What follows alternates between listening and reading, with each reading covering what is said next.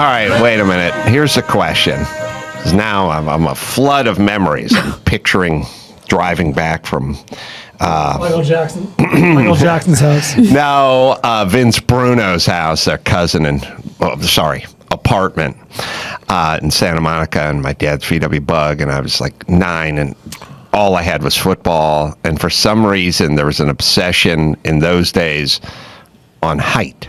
There was a lot of John Wayne's a 6-footer. Right. You know, like it's a weird thing, like a weird height. He's a 6-footer. He's 6 foot tall, big man. Enters the room, almost hits his head on the door jamb. You know. Yeah, you're right. They used to make the saloon things smaller, so you have to duck. Right. Yep. So he looked bigger. Yeah, exactly. Right.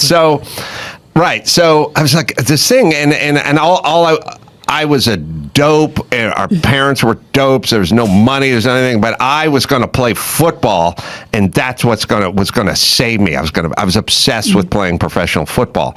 See, what people don't realize is my kids don't obsess over jack fucking squat, and the reason they don't obsess over one thing is because they have so much shit going on simultaneously that. Why? I was like a convict with a bird. Right. You know what I mean? Just every day. Alcatraz. Petting it, nurturing it, putting a little feeder and everything, because that's all you had. Well, and also they're not looking for ways to escape every second. Yeah, all I had was football. Right. So I thought I could just dream, like one day I'd get out of here Right. and play football.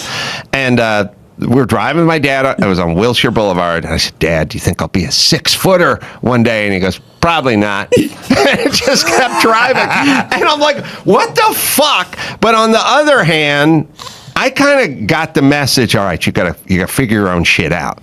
Now, a bunch of sunshine blown up my ass about how great I was and how the world should just part for me as I enter the room. I don't think that would have served me well. This was a little too harsh in the other direction. We'll never know. But it made for an effective, hungry 25-year-old who didn't think he was going to get any favors from anybody. So is it just a balance?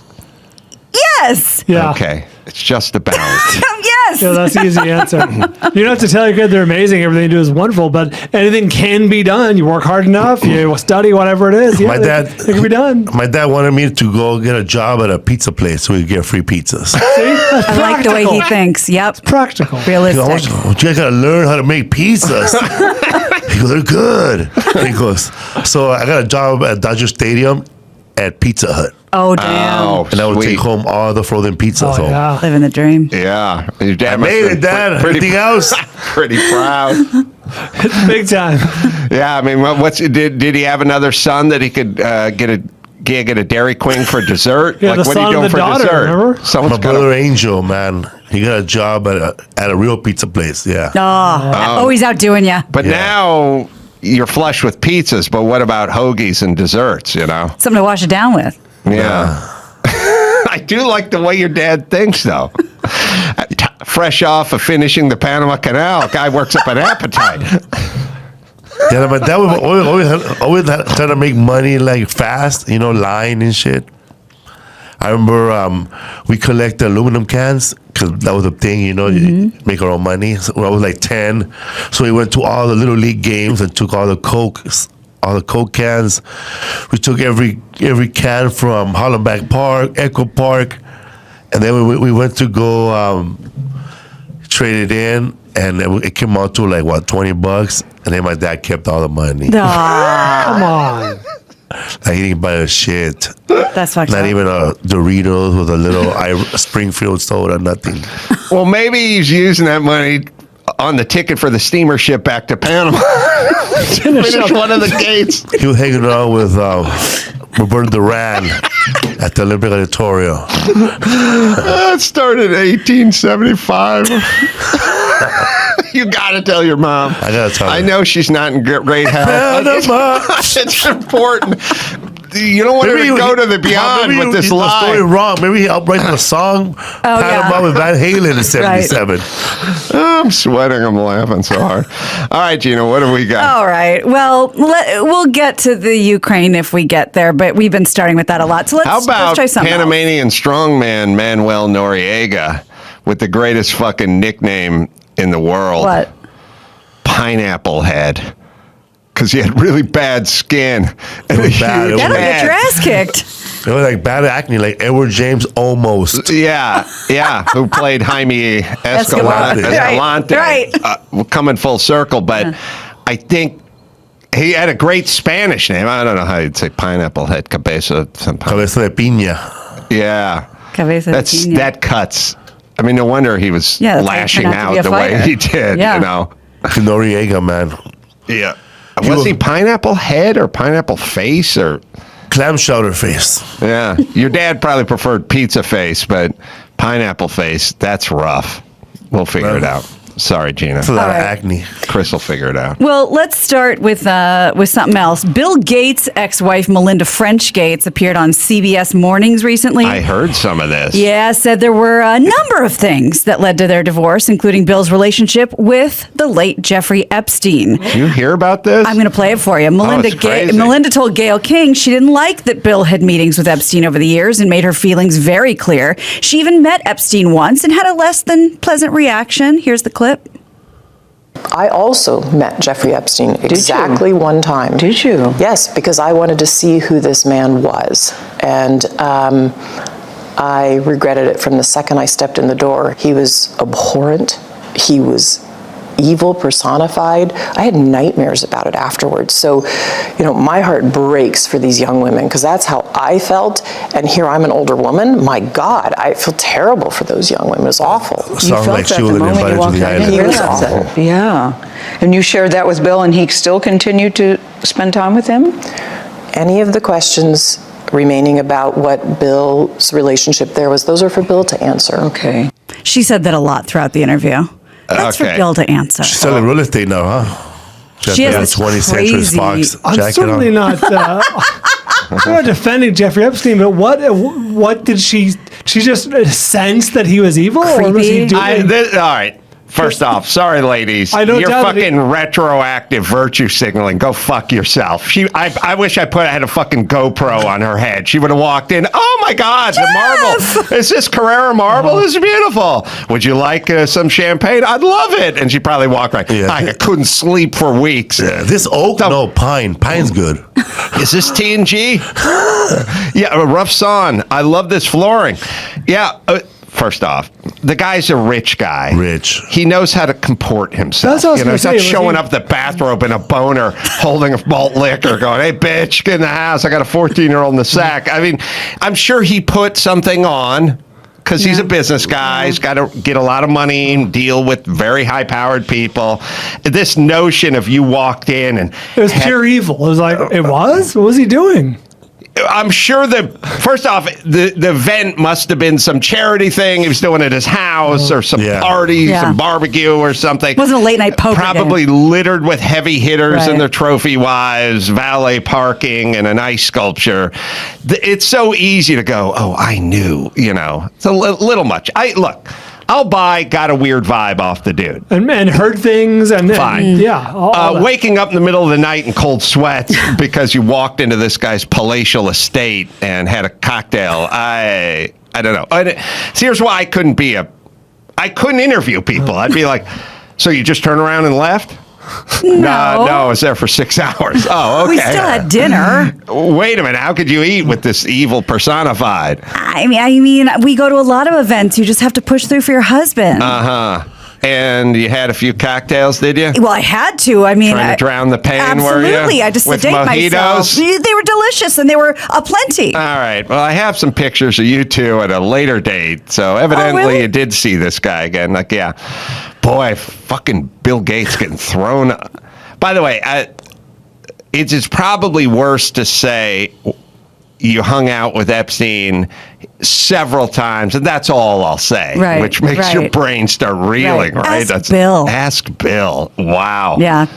And she did have some things to say about, how she and Bill and Buffett have the giving pledge. Mm-hmm. And God bless her. She says it's not a lot to ask a billionaire to give away half of their fortune. They're not going to miss it. They're not going to know it's gone. Now, I have no experience with this, but I like where her head's at. Yeah, it's also, I don't know. And isn't that upon their death? I think it's I interviewed. God, I can't remember. It's either upon the, not necessarily upon the death. You can do it up front, or you can Get do the it upon your accolades. death. Yeah, David Rubenstein, who was one of the stars of the whole thing. It was called Pineapple Face. You know, It's important. Pineapple face. Yeah. Not upside. It is. That's right. Yeah. Yeah. And you also have to be kind of big and undefined, too. You have to have kind of a bucket head and Sure. bad skin. Maybe a spray of hair at the top. Mm-hmm. Well, I'm just going to hit some of the beats of some updates in Russia and Ukraine. The AP reports that Russians could face prison Did sentences. Melinda Gates got $200 billion or something? I mean, She's going to be fine. She has a new business. She's doing no well. NDA involved there. Maybe that's where you have to ask. Bill comes in. How much you get in a month? Let me figure out. Stipend? 2 billion times 12. Divided by 12. I mean, Jesus goddamn Christ. She's going to land. I don't know. Like, at what point do you go, look, I'm not a fan of my ex, but did give me $2 billion when we broke up. She Like, said they're not friends, but they're friendly. I'll just go off into the sunset, and I'll take a page out of Byron Allen's playbook, which is my head down. Keep my head down, cash my checks. Right, all these spiritual wrongs by giving out millions. right. Why not? Well, Russians can face 15 years in prison spreading information that goes against the Russian government's position on the war in Ukraine. And they, of course, don't refer to it as a war or an invasion. They refer to it as a special military operation. So if you're disseminating anything that Russia considers fake news, you can be imprisoned in Russia for 15 years.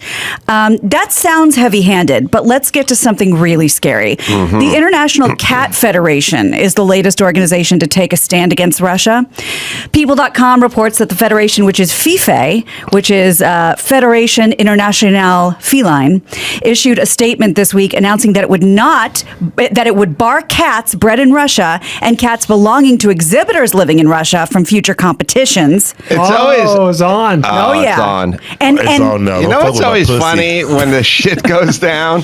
How the groups tend to gravitate toward their groups. Right. Right? So you go, there's this mass exodus, and people are in subways being bombed, and it'd be like me going, are there any Paul Newman race cars over there? I mean, those cars are Need to be very important. evacuated, yeah. You still want that? Like, that would be my thing. Right.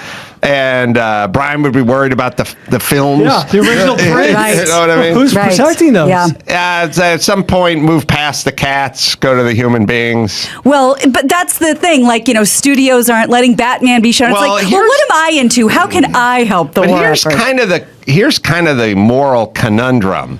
We're not going to let the Soviet soccer team compete, or we'll remove them from the EA Sports game or something. Like, well, what the fuck did they do? You know what I mean? I mean, they got some strong-arm dictator, horrible human being, but we're also punishing people who are like kind of Absolutely. sucked up in the wake of this Absolutely. horrible person. I mean, It's an unfortunate. I'm not totally against it, but it's not going to solve any. It's all symbolic. Yeah, they're But, protesting in Moscow. They don't want him to do it either. you know, I'm not going to necessarily disagree, but we talk a lot about your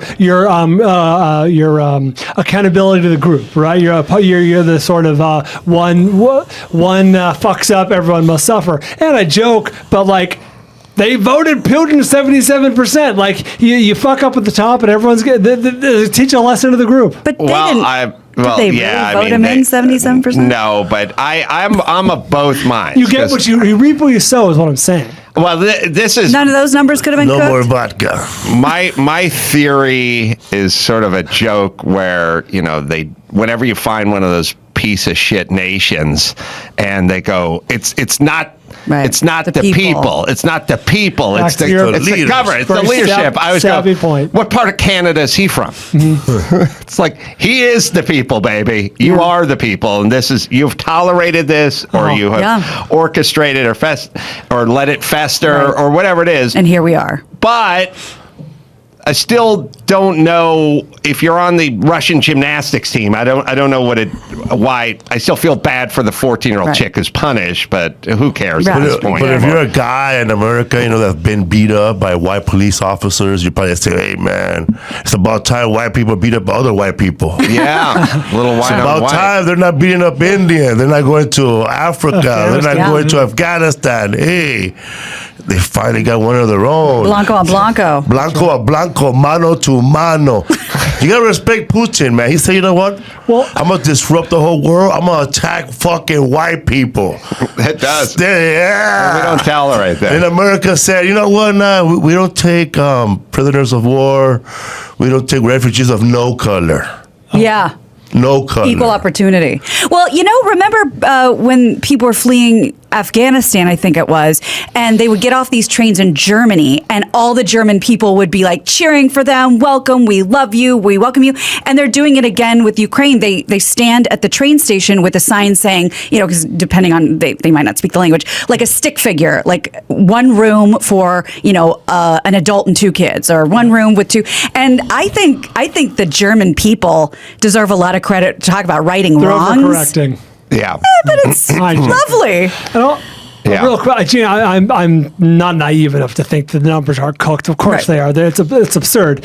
That said, if that's the party line, if that's the Acceptable. official party Yeah. line, like, hey, everyone's on board with what we're doing. Everybody, Putin has a mandate. You kind of get what you get. You get what you get. That's like this is the fallout of that. Well, let's please get back to the cats for 1 second, because along with establishing new restrictions, FIFA plans to use some of its funds to assist Ukrainian cat breeders and cat fanciers. Oh. I was so excited to say cat fancy. I looked it up. There's a Cat Fanciers Association, and it was established around the Panama Canal, 1906. And they currently... He's so What's really my dad? One of the charter members? It's a canal. That's right. Canal. It's currently the Canal. world's largest registry of pedigreed cats. So they are going to help those cats out. All right. Well, we wish him luck. And you know who I guess I didn't realize was Ukrainian, or never really thought about it. My mom. And also Mila Kunis. Oh, So yeah. she and I thought she was Ashton, Russian. yeah, I did too, actually. She and Ashton Kutcher have come out, and they're putting on sort of a pledge and making everybody a deal, essentially. They're going to match up to $3 million for GoFundMe to raise money for victims of the invasion. And that money is going to go to Flexport and to Airbnb. So those are two companies that have pledged to provide housing for refugees. And at the end of it, Mila makes a really great point. Here's the very end. Please go to GoFundMe, find our page, donate what you can. The people of Ukraine are strong and brave, but being strong and brave doesn't mean you're not worthy of support. We need to support the people of Ukraine.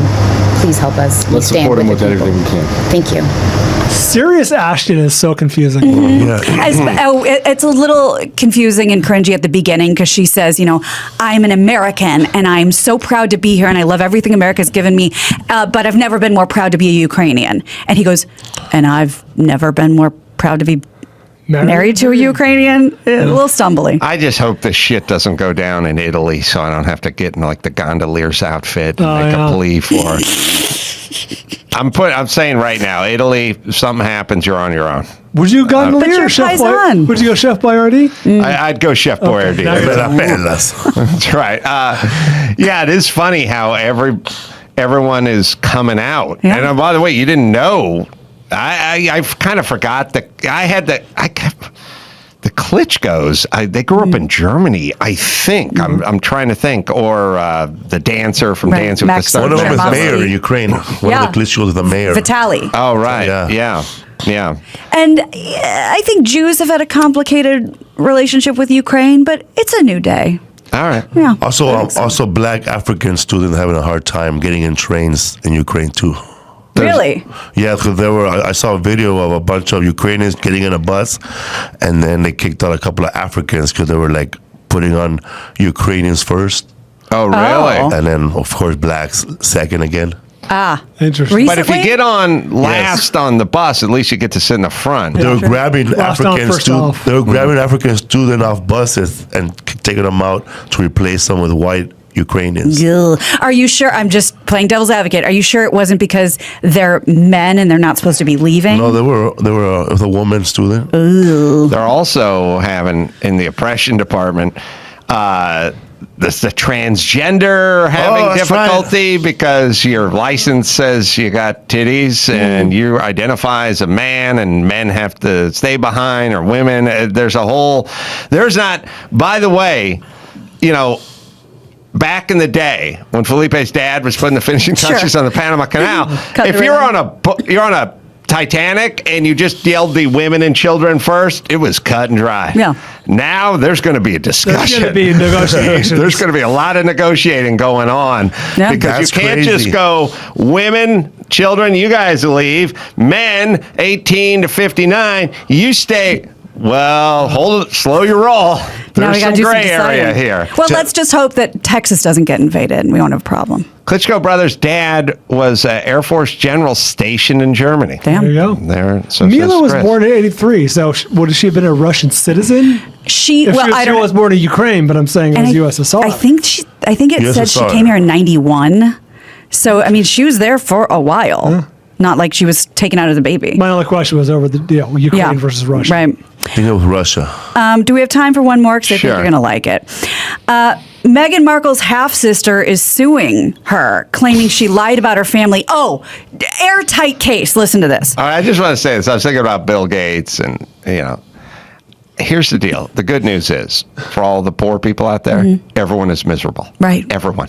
When I was a kid, it was like, that guy's rich. Champagne wishes, caviar dreams. Got a Cadillac.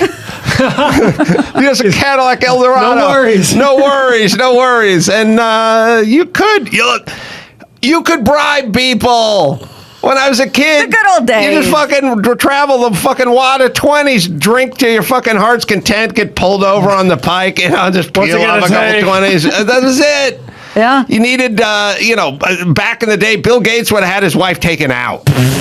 I mean, you just do shit. You could use your money and get shit done. He would have committed her. Now yeah, you're fucking. totally. Everyone's She's crazy. Everyone's talking shit. They're on the internet. Everyone's calling you an asshole. Like Your tone implies that was a better time. yes, for rich people, Something to Brian, not aspire for to. you. Ah, okay. Not for your I made the ilk. connection. I'm sorry. Not for Felipe's family with sure. the free pizzas, or Gina over No. here, or even my family. But for Right. me, Right. Would've worked yes, that's right. Yeah. You're the real victim.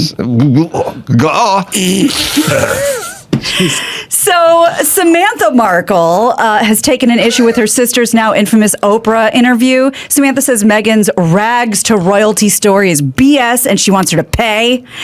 One of those lies allegedly came when Meghan, and we talked about this back then, told Oprah she was an only child, although Samantha and Meghan share the same father.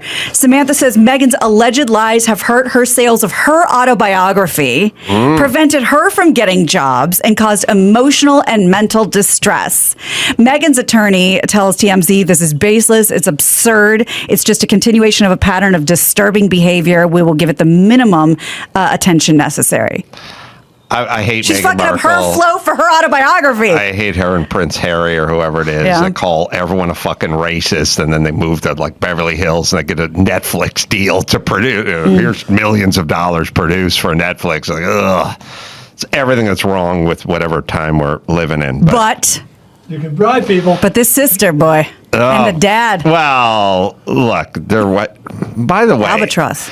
I was, I always complain that the black people that are half black always leave the mom out of the equation. Like when President Obama's black, except for his dad's black, but his mom's white. A white But lady from Kansas. we ignore the mom, and it happens. I think it maybe Kaepernick was that way. I think there's a bunch of guys where it's like, no, they're half this. Tiger Woods, you know what I mean? Her mom is Asian. He's got a lot going on. But he's always the first black golfer, first black. I was like, well, what about the mom? But it's also a two-way street, because Meghan Markle's dad is maybe the whitest man on the planet. She gets to be black. So the point is it always moves toward black, because we want to talk about them as victims. They'd like to be victims. They'd like to get Piers Morgan deplatformed. So now you're black, but we got to establish some fucking rules. NASCAR, first black NASCAR great, Bubba Wallace. Yeah. Find a picture of Bubba Wallace. Did we show him? Find a picture. I mean, we've looked at footage of his him. dad. No, not the dad. There's your dad. No, it's not. The whitest fucking dude on the planet, but he gets to be the first African American, blah, blah, blah, blah. It's such bullshit, this thing. Call it mixed. Call it whatever the fuck it is. How white is that dad? That dad looks like every dad I grew up with in Kansas. He looks like he owns a dealership. Looks photoshopped. Yeah. Yeah. Wow. Yeah, he looks. Yeah, and by the way, have He you looks like the team owner. Who do you think got him into go-karting when he was 9? Yeah. A heavy-set mom of color? I guess. Or maybe- there's no way to We'll know. never know. Maybe Mr. Goodwrench standing next to this guy? But he's always the first black. She's possible. black. more like- Vin Diesel. It's a Yeah. fucking waste. Wow. Yeah. Shocking. Yeah, not discussed that often, but look, we gotta pick some rules. Is it the dad? Is it the mom? Is it always black? Can we work a mixed side in here? We need a more nuanced discussion. I think so. All right, let's bring it home. How You white got is it. his dad? Although, did he introduce him as my black son? Oh, That's a good question. not in the infield of a NASCAR race. I'm Gina Grad, and that's the news. Hey, kid, you're fucking funny. Gina. That was the news with Gina Grad. Hey, this next week, or this week, I should say, Jay Moore, Harlan Williams, Joe Coy, Skylar Aston. I got a whole bunch of really good names and funny people coming in. Felipe Esparza, everyone, going to be at the Majestic Theater Friday. Yes. In Dallas, Texas. Las Vegas, Nevada, Treasure Island Casino, March 18th. Houston, Texas Improv. That'll be March 24th through the 27th. And What's Up, Fools? The name of the podcast. And the website is FelipeWorld.com. Always good to see you. Thanks for having me. What's up, fool? Is that your Here Come the Judge or what you're talking about, Willis? Kiss my grits. Yeah, let's hear it one more time. What's up, fool? Nah, a little more gusto. What's up, fool? Now, like you're trying to intimidate a coyote. Oh, I wouldn't, though. I know, but that's why we're going. What's up, pinche puto? All right. So, till next time, girlfriend Felipe Esparza and Gina Grad and Bob Ryan say it. Mahala. You got to find the Popeil glass cutter commercial. This Seems is very dangerous. This was you are going to take all of your old 7-Up bottles, cut turn the them top into off, planters. sand Make a them. tumbler. Oh, no, tumblers. Drinkware? Oh, yeah, Oh, put yeah. your mouth up against it. Yeah, because where the hell are you going to buy glasses? Yeah, funny, stand up, good jokes, and what's the dry bar special called, sir? Mine's called Not Big Enough to Cancel. It is. It's very funny. Yeah, and it's digestible. 37 minutes or something. Yeah, their specials are you can watch them easily in one sitting. Yeah. Yeah. All right, we got some news, Alicia Krause. We sure do. We have video with this first one. Joy Reid is claiming that white men are too mediocre to create things. I just got to say something for people. Like, saying white guys do this is fine, or white girls do that, or, I don't know, Asians are crappy drivers but good at math or something. Like, I'm all fine with that. But there is a part where people start getting a little over their skis, like women's marches, when they start going like, where would we be without women? We don't even need men. And, they don't do anything but destruction. It's like, bitch, we invent everything. So how about that? Well, not according to Joy Reid. We stole everything. We stole everything. Yeah. All right.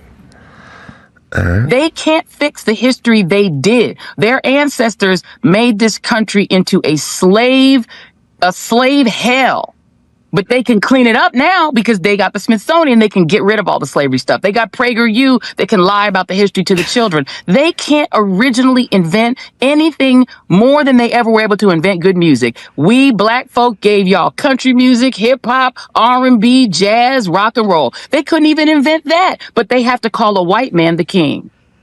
Because they couldn't make rock and roll. So they have to stamp the king on a man whose main song was stolen from an overweight black woman. All right. Well, hold on a second. I like that she emphasized overweight. I know. I was like, what does her weight have to do with anything? It's easier to steal shit from fat people because they can't run you down. Like, give me that song, bitch. And then you just hightail it. And she's Sitting all there out, eating a ham She's still. sucking off her inhaler. Like, oh, man, I wish they invented Ozempic. Oh, man, me and my fat dog will never catch up to the king. Him and the colonel ripped this. I was holding the song and a bucket of chicken. Wait, come back with my song. Come back here. Shaking her fist. A drumstick. A drumstick of chicken. A turkey leg. Yeah. Fat. Okay. She got a little. So here's an interesting thing. And I don't know how it works, but I think that's what goes on. They do this thing. Couples do it too, where like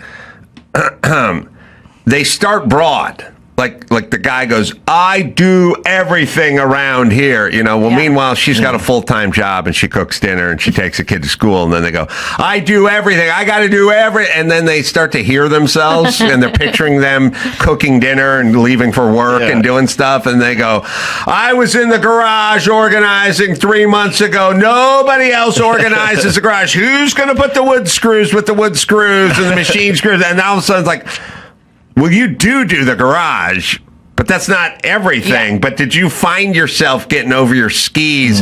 Because are you picturing the rocket program and jet airplanes and skyscrapers and bridges and automobiles and Normandy and stuff like Skylab and the Hubble telescope when you're talking about black people? Yeah. And did you start narrowing it into hound dog? You ain't nothing but a hound dog. The other thing, I saw this. An Ozempic shot. That song was also, they gave it to the female black singer first, but it was written by two white guys. The song was written by a white songwriting duo. I love how she threw our friend's PragerU in there. Yeah. I'm like, excuse me, if anyone has been rewriting history, it's like leftist teachers unions for a bajillion years. This homeschool chick right here, learned all of this American history.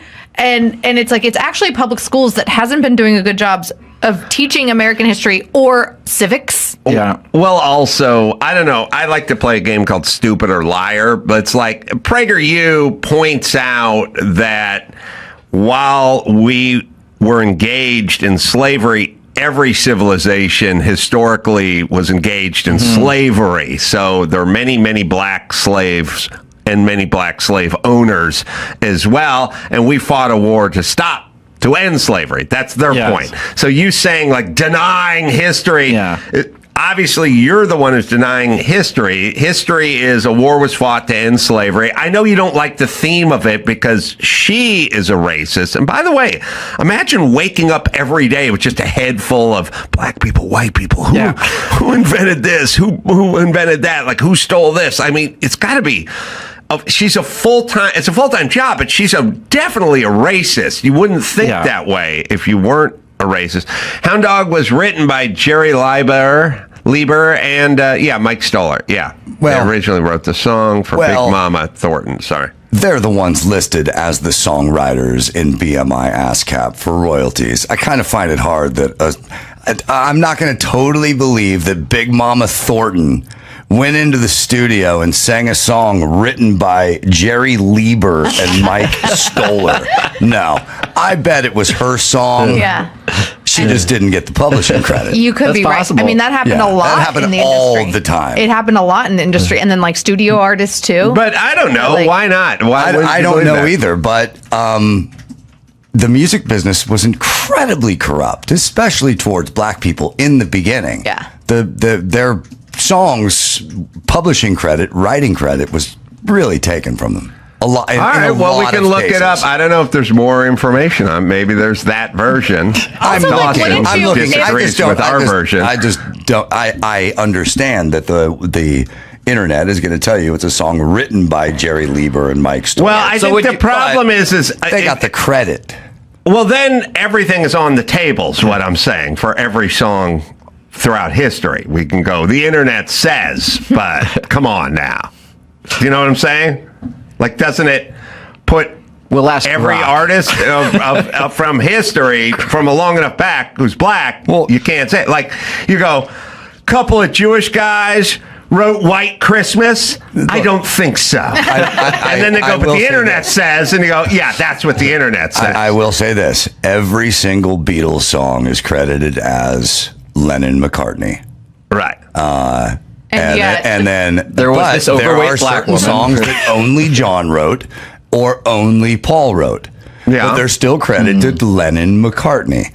So whoever is not listed, really making your point, though, because both their names are still in it, and they were a band. No, I understand that. But there are Paul McCartney songs that John Lennon didn't have a goddamn thing to do with it. Why is Lennon's name on the song if he didn't fucking write it? Well, I did a show called The Man Show, and me and Jimmy just get credit for all the bits that are on The Man Show. And some of them he wrote, and some of them I wrote, and some of them a writer we hired wrote, but we're all get equal credit. We get credit for creating the show because we're the creators and we were the collaborators. You know what I mean? Like, I don't know what jokes Matt and or Trey from South Park write. They just both get the credit, but there's individual stuff they both did. No, episodes. I and understand stuff. that. I don't see. All I'm saying is that just because the internet says that Big Mama Thornton didn't write that, I don't have any evidence. I know you don't. Be But included in the you're just disagreeing. But what I'm saying is, I'm not just disagreeing. Well, it I'm could have making a happened. point that I don't think. Do you think Jerry? I don't know. Let's look up the words to Hound Dog and tell me if you really think a guy named Jerry Lieber wrote it. Well, I don't think that's a great argument. I'm saying you think a guy named Jerry. I think It's what you're he ain't got saying, no Dawson, soul. but I'm saying under your conditions, we would have to question almost every song from 1960 back that included a black person performing it. I would certainly question the record company operators in the Motown era. And I would certainly say that a lot of the songwriting credits who went to them, they did not write the songs. Yeah. Well, there was a whole arc on this in The Sopranos I've as seen well. those guys. I've seen those guys interviewed. Those like writing duos in Motown and stuff, and they'll tell you the songs they wrote. Now, I'm sure the artists put their own fucking flavor on they have to, everything. yeah. But I'm just saying. You can't know anything for certain, but at a certain I'm not point, being certain. I'm just saying it's sketchy. I'm certain at a certain point you have to just go, look, that's what's written, because other than that, it leaves everything wide open with any song then that's old that was sung by a black performer. That's what I'm saying. So I get that's what went on. I don't know. Take a deep dive in it, because there's probably somebody, if there's evidence to suggest otherwise, then maybe she did write the song. But I'm going to say those two dudes wrote the song for now. All right. Now what were we talking about? Joy Reid. Joy Reid. Starting real broad, getting in over her skis. Well, also in the clip, she's wearing the FDT, fuck Donald Trump hat. That's that derangement thing. Like, how much do you have to hate somebody to wear a hat of what you hate? Like, why? All the That's time. just bizarre. It must be really exhausting. To just have to communicate that constantly. Oh, I'm wearing a fuck Donald Trump hat. Like, I have to make it known every single day that I don't like white men, and insane. Especially Donald Trump. There's a kind of a weird narcissism that's baked in the whole thing. Yeah. Like, 100%. you should really stifle yourself if you think you're going to start saying like all black women so-and-so or men. Also, it's a weird thing. I've said a million times, like, my heritage is Italian, but I don't dress like a gondolier and explain that, Frank Sinatra. Let me tell you, don't even get started with Elvis Presley. Frank Sinatra, that's the king, all right? Yeah. And that dual Ghia-bodied Ferrari over there, that's the finest automobile in the world. Who wants some more pasta? You know what I mean? Like, and I just build my hole with the fucking flag hanging behind me and the song playing the whole time. Yeah. You want more wine with rope around the bottle? Take some more. Take some more. Like, it's weird. It's like, yeah, okay, you're black. Okay, fine, nice. And like, okay, maybe you have a team, maybe like the Dodgers or the Mets, so you put a ball cap on once in a while. But it's not your entire fucking world, like just non-stop. It's like it's like a disease. And I almost feel bad for them. Yeah, and the over the skis thing, it's so hyperbolic, like you said, to say, oh, just because maybe you can pick out one thing where you're like, oh, white men didn't invent this, or this was miscredited to them, or they were, but when you go, that means white men never created or invented anything, you're immediately gonna run up against proof that that's not true. And well, I don't know what. Let's watch it again. Was she went broad?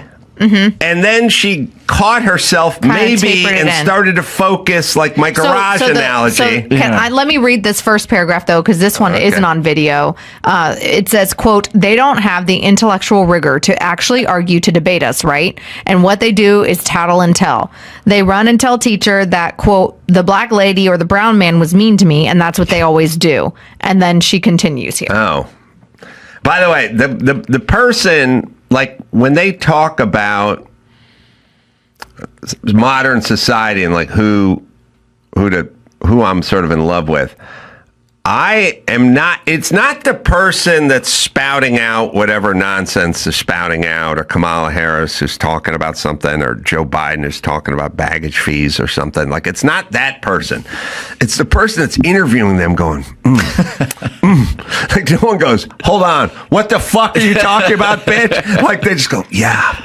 This guy, I think they think it makes him look smarter. Oh, yeah. So here's also that she titled the episode, quote, how mediocre white men and their fragility are destroying America. It's mediocre. All right. And her guest, hey, Tom Brady, I got bad news for you. You're mediocre. Do you understand? Albert Einstein and Tom Brady. Tommy Lasorda, you're all mediocre. That's right. All right. All right, we'll watch it again. Let's just see if she starts to catch herself. And again, I do love the guys who nod. Who just go, oh, yeah. They can't fix the history they did. Their ancestors made this country into a slave hell. But they can clean it up now because they got the Smithsonian. They can get rid of all the slavery stuff. They got PragerU. They can lie about the history to the children. They can't originally invent anything more than they ever were able to invent good music. We black folk gave y'all country music, hip hop, R&B, jazz, rock and roll. They couldn't even invent that, but they have to call a white man the king. Because they couldn't make rock and roll. So they have to stamp the king on a man whose main song was stolen from an overweight black woman. By the way, Big Mama Thornton did not write Hound Dog. It was written by Jerry Lieber and Mike Stoller specifically for her. So you are 100% correct. Wow. And the part of that quote where Joy said they can't originally invent anything. Yeah. They, meaning white men. Mediocre. Right. Us mediocre white men. Like the guy's doing all the head nodding. Mr. Ali. Yeah, what's his name? His name is sorry guys. Wajahat Ali. Wajaha. If I was Wajaha, I'd be like, yeah. No, you're right. I agree with you 100%. Hey, could we go ahead and make sure that device you use all day, every day is turned to airplane mode? But by the way, was not invented by a black dude. Oh, and speaking of airplane mode, airplanes. Let's talk about them. Jesus fucking Christ. But this is the beautiful... I will tell you the ultimate white privilege. I get to go... That's funny. Anyway, what are we eating for lunch? Because I don't care. Yeah. Because... we understand who we are, what we've done historically, good and bad. And I think that historically, when you actually teach American history, you can have the tough conversation and the honest conversation about white men did create a lot of those things because of the disparity in what we did, kept black people from doing in this country, or Native American people from doing in this country, etc. Had they had the same rights at the time, maybe a lot of black men would have created those things too. But she doesn't go there. She just goes to, like you said, the racist prognosis of white men are evil. They cannot create everything. Yeah. I'm really glad I'm like secondarily evil. Yeah, like it must be really You're a white hard. woman. I'm like second to you guys. Yeah. Yeah. But Adam's gay, so it's a tie. What? Yeah. Sorry, bro. It's an intersectional tie. This is why you're blonde. We're bringing and you on white. the podcast to tell you you're gay. Don't you think? But you told him to marry a woman earlier, so are you trying to give him like? I thought it'd be better for business, but now we're changing direction. I think in the intersectional point, I think a man, obviously a woman has more points by virtue of being a woman intersectionally because she's blaming men for everything, but you're blonde. Yes. And that brings you up a little bit, you know. And if you're gay, that knocks you down. Gonna hide a under couple. the. So And so just I identify. point at me. What if? But if he identifies as a woman, then he's more important than I am, and then I get knocked down again. Look, I just found out I'm gay today. I'm not going trans. There's a lot. The day's young. I need some time to adjust. Yeah. Well, okay. So you're a woman, so you're not an evil man. But on the other hand, you're blonde, and that puts you ahead of Pete Buttigieg in the intersectional point. You would get more ire than he would because we don't think his gay ancestors invented anything, including slavery. So I'm unclear whether your ancestors have to be gay, but that's how I like to think of it. Yeah. All right. What else we got? Anyway, she's a horrible, foul, and dumb person. This conversation about the invention and the women thing, it reminds, this is only tangentially related, but when I was writing at the Ellen Show, every season this idea would come up, whether it was from one of the writers or the producers, to do a monologue about how everybody thinks men invented everything. Let's do a monologue about the things women had invented. And we did this monologue once, and it was things like windshield wipers. I remember Wi-Fi was Whiteout. There's like a handful of things. And then every few months it would come up, let's do another one of those about things women had invented. And we'd look, and it was like the same list. Every list of things women had invented is the same like 10 things. And it's like once you talk about those things, it's very hard to find other things. Because it turns out that men and women are inherently different and positive and negative that can work well together in society, but we're going to have different strengths and weaknesses, and that's okay. Yeah. It's like statistically, people prefer a female boss, but men also are the ones that like trudge forward and build a company out of nothing that can then hire the female boss that everybody likes better. Yeah, that's just the way things are. It's a weird. So here's the problem. You have, think of women in terms of inventions is like a snake bitten NFL franchise. You know what I mean? And you're a Patriots guy. And I'm a Cleveland guy, and I got to cobble something together. Like, well, Bernie Kosar was underrated. Underrated. And it's like, it's still, you got 0 Super Bowl rings. I got fucking 6. You can keep talking. You can talk all fucking night about Clay Matthews or Bernie Kosar or Jim Brown was originally, you brought that up 28 times. That's all you fucking got. You have no Super Bowls. So you can keep talking as much as you want to talk. It's not going to work. Yeah. You know what women do have? What's that? We birthed all of the men that created the things. You always have and that. I agree. Yes, so focus on that, Joy. We grew and we sustained and we raised. I agree. But when you got to start dipping into whiteout, here's what I'm saying, or windshield wiper blades. And let's just do a little thought experiment. I'm going to put a list of notable inventions that white guys came up with. Okay. So maybe we'll start with the jet engine, or we'll start with an automobile, or we'll start with rocketry, or I don't know, fire, the wheel. I don't know where we would start, but we would start. How long before we got to windshield wiper blades? Like how far down? Like we'd be at lawn darts and Parcheesi before we got to fucking blades on a windshield wiper. And by the way, I would argue that if you did list of great white men inventions, you would never list whiteout or windshield wiper. It wouldn't make the cut. The cut would be the top 2 billion. Wi-Fi's pretty good. So funny. Yeah. Wi-Fi, I think, was an assist. I think it was a man and woman team. A team? Yeah. Well, because there's also a lot of like pharmaceuticals that were like men and women teams. All right. Margaret Thatcher helped create soft serve, so. Wow. Oh, really? You could then argue without Margaret Thatcher, Ozempic wouldn't be as popular.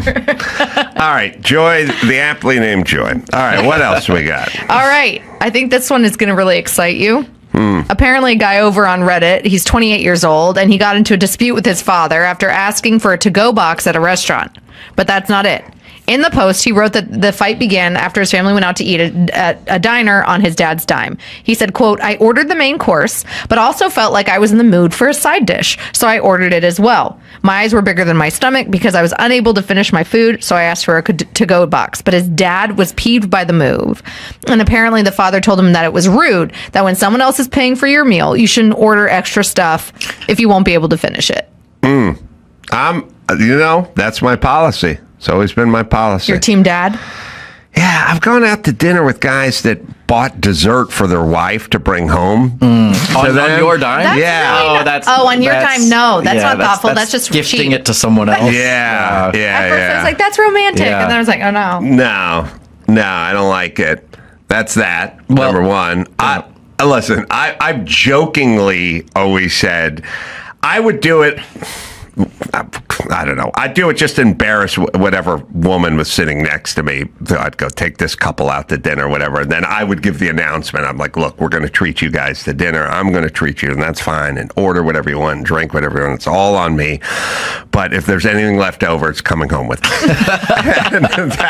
That's my policy. And by the way, eat as much as you like. Yeah. But you understand I have to set that policy, or people are going to be ordering sandwiches to bring home and desserts. I can't have that. If you know somebody else is buying, though, do you go for the most expensive thing on the menu? Not usually, and I'm often self-conscious about Yes. it. Even if I pick something not looking at the price, if I look at the price and then it happens to be one of the top 2 or 3 most expensive things, I'm like, oh, maybe I shouldn't. But then you read the table. If other people are going for that, or the person who's then I'm like, buying the dinner. they've set the standard that you can do that. If I'm buying dinner for friends, I usually don't say it until the end. I wait until the meal's done. I go, I'll cover this one. I'll buy this meal. That way, they've already made their choices. That's smart. Oh, that's decent. Yeah. Then you can say you can do the nice thing, but they've already made. They can't at that point be like, then I'm going to get some more to go. That makes sense. I like have had very generous bosses where in the past they're like, we're buying dinner. They're buying dinner, like especially when you're on the road for work and stuff. But then one of them specifically, it was always like he would order everybody the thing that he liked to eat. Oh, yeah. Which I lucked out because I also like Cabernet and ribeye. But for the vegan at the table, they're just like, is there sour cream in the potatoes? They're kind of stuck. I gotta say, I may be the most decent orderer. I may be good because, as Dave Rubin brought up on this program a couple of weeks ago, when he took us all out to dinner, including Dennis Prager and others, and I was sitting next to a billionaire whose name escapes me right now, but he brought it up. David Sachs? Yeah, I think it was David Sachs. They're buddies. Yeah, David Sachs, billionaire. Yeah. PayPal Mafia. Yeah, billionaire. And we were ordering. I said, I'll get a steak. And he got a steak. I said, I'd like a baked potato, but I don't need the whole baked potato. And I said to David Sachs, you want to split a baked potato? And he said, yeah, I'll split a baked potato. And I said, Dave, just get us one. We'll split it. Nice. And I saved him $4. That's great. That's the point. And he's out of his mind. He's like, I can't believe you split a baked potato with a billionaire. With a billionaire, because it's also the cheapest thing on the item on the menu. And I go, I wasn't going to eat a whole baked potato, and neither was the billionaire to my left. So we split it. Yeah. By the way, you should be thanking me. Yeah. That's very thoughtful. Sustainable, actually, Thank for two you. conservative rich. It's frugal. Thank You you. You don't want anything to go to waste. Yeah, so me and Sachs split baked potato. Baked potato. Have you guys ever bought anybody anything though, and you're like, whoa, hold on there? I started to tell you this story before, and I live over in Toluca Lake. I got to point the right direction because I know that's. But you point toward Glendale, bro. But during the height of the Newsom homeless camps that were popping up everywhere. Yeah. Under the bridge in Toluca Lake, there was a homeless tent camp, and there's a McDonald's right next door. It's by the Comedy Chateau. I may or may not know that McDonald's. I was leaving the Comedy Chateau one night, needed late food. I get in line at the drive-thru. There's a homeless guy by the menu board begging hey, can you guys buy me something? Hey, can you get me food? And I was feeling generous, and I said, sure, go ahead. What do you want? And he starts going, 4 double cheeseburgers, 3 large fries. Really? He ordered a caramel macchiato. What? I was like, I didn't know homeless people, you don't get a caramel caramel macchiato. You get life sustenance food out of my generous. He ordered more food than I did. I was like, I think he's buying for everyone under the bridge, the whole tent camp. But I felt totally taken advantage of because I was like, I'm doing this to be nice. And then he just ran up, I'm going right down the menu, ordering 10 different things. And he's like, and make it extra large. Yeah.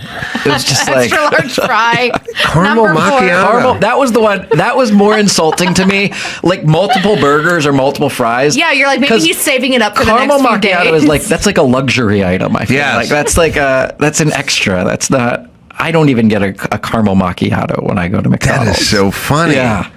Yeah, I had a homeless guy. I was going out to eat once at a homeless guy, like in Beverly Hills, and he's like, came up to the window. I was like, "Hey man, you got any cash or something?" And I like reached my ashtray, and I think there was like a $5 bill, and I gave him a $5 bill, which is more money than my dad ever gave me. And I gave him a $5 bill, and he looked at it and he goes, "Oh man, can't you do me better than that, bro?" Stop. And I go, I could give you $1 million, but I'm not. Like, you should be pretty fucking happy You with said your that to him? Yes. You said I could give... No, he looked at me, saw the car, went, you can do better than, like, you can do, like, we're at a charity auction or something, I'm buying Shaq's shoe or something. They're like, you can do better than this. I'm like, of course I can do better than that, but I'm not. But it's insane that you brought that up. You say, how much are you expecting? He goes, 15. Yeah. All right, let's do one more if you have one more. One more. Rosie O'Donnell is slamming Jay Leno. Have you guys watched this Biggest Loser series on Netflix? I've heard about it. It's like in the top 10. I haven't watched it. All right, who do you think? This is a question for Adam, who worked for Ellen. Mm-hmm. So I know someone who was like an executive producer during Rosie's first run where she was way over the top, saccharine sweet, cutie patootie chub club. Had such a crush on Tom Cruise and everything else. And said she was the meanest bitch he's ever dealt with. And dreaded his job because he had to fire people every single day. Oh my gosh. Literally, she would tell him, go fire that guy and go fire that guy. Like, just now, this Rosie is the real Rosie. Yeah. The super bitter, angry, never smiling, no sense of humor. That's the real Rosie. We had the fake Rosie in the Chub Club, cutie patootie, overcompensation Rosie, just like we now have the real Ellen, and there's a real Bill Cosby. He used to like to dance, not so much. Okay. Who do you think at their prime was meaner? Oh, between Rosie and Ellen? Yeah. Ooh. At the prime of their bullshit, pretending to be nice prime. I think Rosie was probably more overtly mean. Rosie was overt. Yeah, because he used to tell me to literally tell me he had to fire people every day. And then eventually and I know he people got that worked fired. on both shows. Oh, you do? Yeah, so yeah, I would say I think Rosie was more overtly mean. And Ellen, she was like tough and difficult. I think a lot of it with Rosie, it sounded more like it radiated from her. Yeah, like just a bitter person. Yeah. I heard some View stories too. Oh, yeah. Like she was not so nice when she was over at the View either. Oh, Rosie? Yeah. Well, Rosie's a super angry, sad, rageful person. So she's not going to...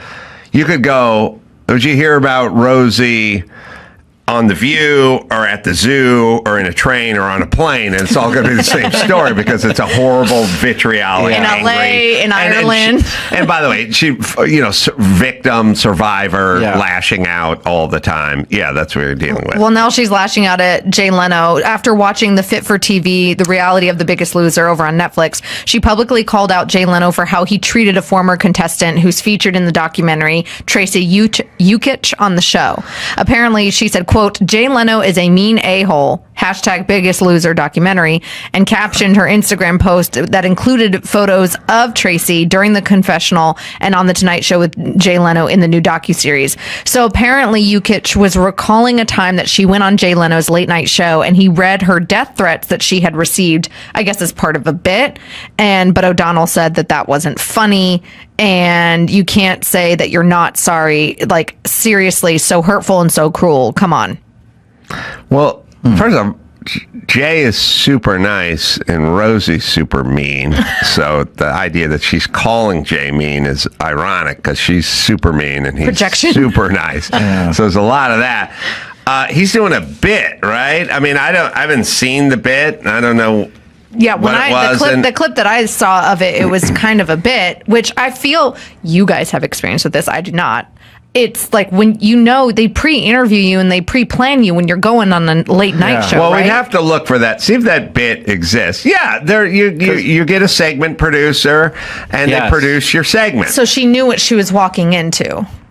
Oh yeah, well 100%. They would never bust out a bit like on surprise. you. Yeah. No, it's all pre-cooked and worked out days in advance. And then which late night show is the one that like has made it a thing now and they have celebrities read the death threats? That's and the mean Jimmy's tweets. show. Kimmel does the mean tweets. Yeah. And it's hilarious. And it's like a shtick now.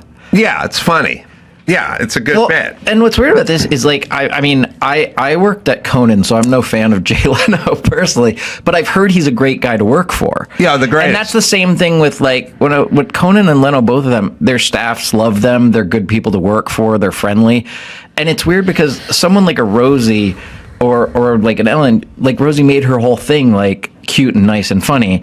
Whereas on a show like Leno, they might do jokes about celebrities and stuff that are mean-spirited or but personally they're good people. It's like the opposite. It's like you have this sense of humor where you can make one fun of is things, overcompensation. but one is like who you are as a person. Well, what they're doing, what Rosie and Ellen are doing is overcompensation because they don't want people to discover how mean they actually are and what horrible people they are. It's a facade. It's right, but so if you said, let's just put it to you this way. Let's just say it was the 1950s, and you had a dad, and he was a football coach, and he'd sit around and go, I think that Jenkins kid may be gay. Jesus Christ, my kid was gay. I'd have him sleep on the lawn. I'd be out of this family, and you were gay, right? And you were like his teenage son.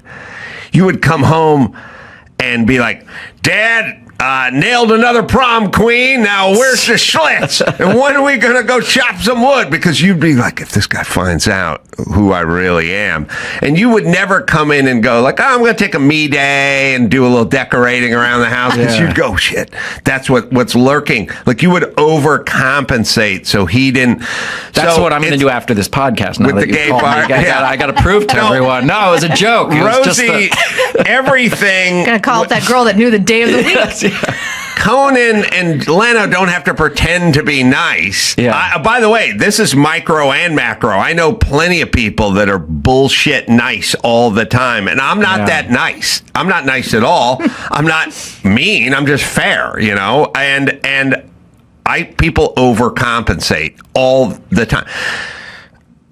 Do you think Kamala Harris laughs that much in real life? Oh my God. Do you ask her staff how jovial she is? Ask Hillary Clinton. Hillary Clinton does those things. You think she's that way with her staff backstage? I don't think she's that. It's total overcompensation for, I guess, knowing or thinking you're this person. So Jay gets to live in his own skin because he's not that person. Rosie has to create some sort of TV-friendly version of herself that would be palatable to America because no one wants to see a super angry lesbian get up there and pout and scream at people. And the same with Ellen. Now they're retired and they've been put out to pasture. They get to drop the facade and go, here's who I am. And no one ever really does the math. Do the math today. Who's super nice? Who's super... And all the fucking mayors and all these idiots are like, everyone needs to be treated with dignity. Everyone needs a seat at the table. I care about what... You don't care about anything, bitch. You're mean. It's overcompensation. We can't find the Leno.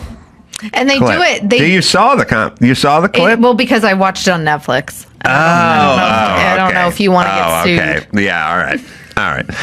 Well, anyway, when you see someone being overly nice, assume, unless it's Henry Winkler, who is actually that nice, assume it's some sort of compensatory something. Well, and when you see me not being nice, assume that's because I'm a cool dude and super chill and nice. Another big part of it is not just acting nice, but telling people that you're nice. I feel like these people, they're ones that have said, I'm the nice person. Well, not only that, but they're making these. Let me tell you, I got raised by these people. Yeah. They basically talk, there's people who go to bed hungry every night, and there's children who don't know, and these people come here and they want a better life, and they be treated with things. These people don't do anything for those people ever. Oh, They don't do shit for those people. They barely pay taxes. And so it's all over compensation. So spot it out there. Would you please, I almost people? got kicked out of a mom group chat during the early ICE raids because people were pissed at me asking, so what did you do today to help an immigrant? I got my lawn mowed.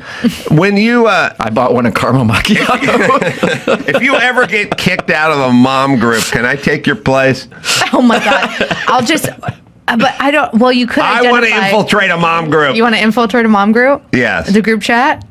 Yeah. I had to delete WhatsApp, man. I had to delete like WhatsApp and Signal and Telegram. I'm like, if you really like me and know me, you have my number and you can text me the old I'm going to if you get kicked out, I'm going to take your place and I'll be like, hey man, how's it going with Whiteout 2 and the next windshield wiper blade, bitches? Whiteout 2, even whiter. Even whiter. I'm asking because I'm white.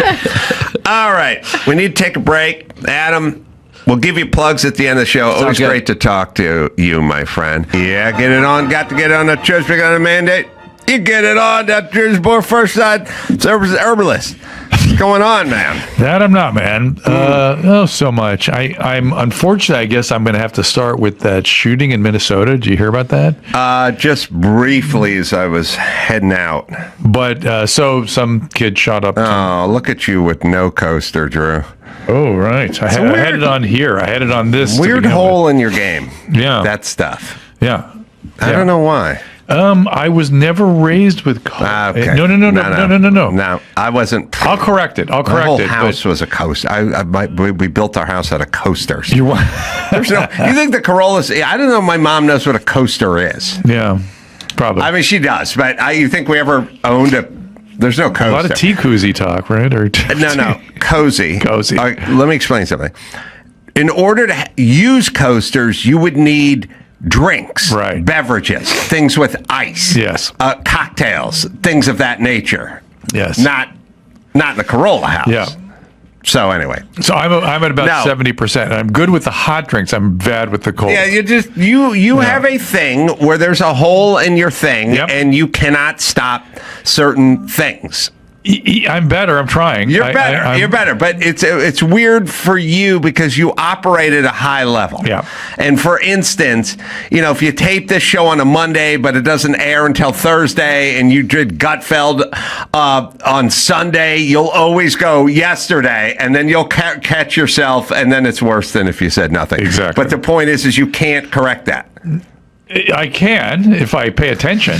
I got to pay attention. I'm going to start with the coasters first. Most people. Here's how most people work. Yeah. And I'm sorry with the coaster talk, but here's how most people work. Yeah. If you say to them, and it's an everyday occurrence and has nothing to do with IQ, which is interesting to me, but maybe it's the ultimate IQ. Yeah. If you say to people, look, we're taping the show today, but it doesn't air until the following Monday, and so your special comes out Monday, so we're going to say coming out today.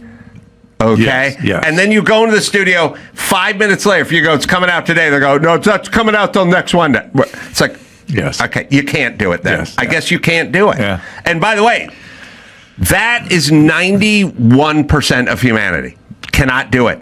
Yeah. It's my roundup thing. They go, first flight leaves LAX at 7:14 in the morning, then you land at 6:59, and I go, just say 8 and 7, just say 7, and just do it. And they go, okay. Yeah. The next flight leaves at 12:01, and then that lands at 5:57 and 3/4, and you're like, okay, you can't. I guess you can't. You can't do this thing. Yeah. It's a really weird example of that. Tell me. Sorry, I'm fired up. Yeah. But it's something I'm very interested in. When I used to play pickup football, you'd get in the huddle and you'd go, listen, Bob, run straight 10 yards out, then brake hard to the left. I'm going to roll to the left, and I'll roll out and I'll hit you 10 yards deep. 10, up, out, brake hard, 10 yards. Ready, brake. As you're rolling to the left, you see the guy's back just running to the end zone. Yeah. And then you come back to the huddle. They go, what happened? And they go, yeah, I don't know. And it's like, what? The huddle was 14 seconds before the ball was snapped. You couldn't, I don't know. It is interesting. And you know, people's answer sort of with it, it's like, well, I was running down the field, the guy was shading me to the inside, so I broke to the post on the right. And it's like, yeah, but how would any of that work? How would it work? Do you know what I mean? It's like, I don't know. And the answer is just, I don't know. And then when you say to someone, I just told you to round up. Why aren't you rounding up? They go, I don't know. Like it's a weird, like they almost don't have dominion over themselves in certain regards. Oh, for sure. Which is weird. It's like you're being like, would you have a parasite or something in you, like calling the shots? Like you don't have that dominion. Like they can't do it. Yeah. Well, it's the layers of motivational sort of structures. You know what I mean? Every time I say something, goes, you go down the PCH. I go, just say PCH. Yeah. It's not the PCH. You go down the PCH. I go, just say PCH. It's just PCH. Yeah. Patterns. The PCH. That's I their go, patterns. don't stop saying the. It's not the. It's just PCH. But I don't know. I got told a million years ago that it was not Louisville. I go, the people from there, they go, Louisville. I go, okay. Done. Yeah. Now we're done. We're done because you told me. Yeah. What? I'm still trying to figure out By the way, why am I telling people from Kentucky how to pronounce Louisville? Right. Why am I saying it's Louisville? Because that's the PCH. Like, don't do it. Maybe there's something in this because, you know, when people look at the word and they're reading it, they say to themselves Louisville, and so it comes out Louisville. You're not encumbered by reading. I'm not burdened. I'm wondering if that's the written word. No, it's true. I'm wondering if that's it because I was thinking about that with the timing thing too in the airplanes. They're reading 12:01 it leaves. They're not thinking. They're just reading. What they're reading is coming out their mouth. It is a double-edged sword because I would say I got a hernia surgery, right? Because and people go, it's just hernia surgery. And I go, okay, I've never read it, but people always say a hernia. Yeah, a hernia. Yeah, you know what I mean? I don't know why we say. Well, they're saying a hernia, a hernia, but I'm hearing a hernia, right? Because they don't do a hernia, they do a hernia, right? Which now I go. A hernia, and people are going, it's called hernia, and I go, no, it's sounds a like hernia. Hernia. Yeah, that's. I don't know why no one says a hernia, but anyway. All right, so you were saying about Minnesota. Encumbrances are okay, but here's what I'm saying. People should spend less time arguing about why they should say the PCH, yes, and more time changing to modifying to saying PCH, not the PCH. Yes. There's a couple of ATP you have to be burned to do that, though. People aren't willing to do it. There's a very strange phenomenon, which is it's endemic. By the way, everyone who lives here moved here from somewhere else. Yeah. So they all say the PCH. Yeah. And then I go, I've lived here my whole life, and everyone who lives here calls it PCH. And then they go, well, you say the 405. I go, okay, you can. By the way, you can talk all you want about other examples of the in front of something. I'm saying people who live here say it this way. I'm not saying why, and I'm not saying it's right or wrong. I'm just saying if you don't want to be mistaken for someone who doesn't live here, then don't say the piece. And it's undoable. Can't do it. No, I've talked to 100 people. They won't do it. Do we say the Pacific Coast Highway?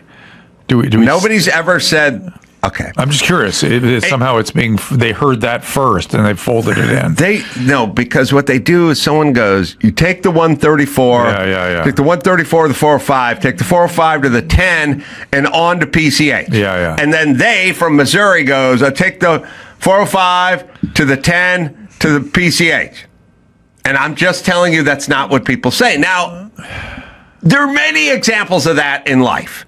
There are just many examples. Yeah, but each are kind of different. And you can take my word for it. Yeah, no, I agree. I've been here for 60 years, so Now I'm you just afraid, take my word for it. But now I'm having a weird reaction where I'm thinking to myself, well, now that pattern is in my head. So languages and patterning is kind of this thing. We have, and I've been, like, I've been working on French lately, and I've been dealing with the patterns with which they speak. No rationale for it.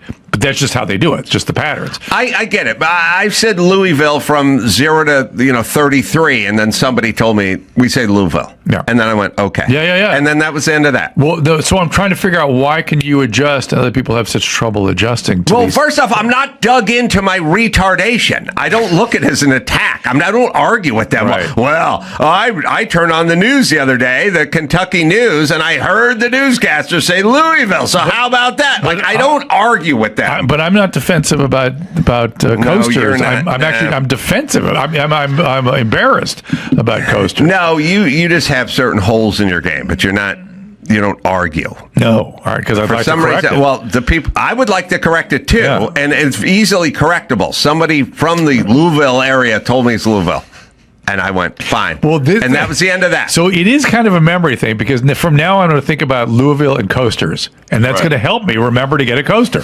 You know what I mean? Yes. That's how memory works. So you have to have memory and motivation.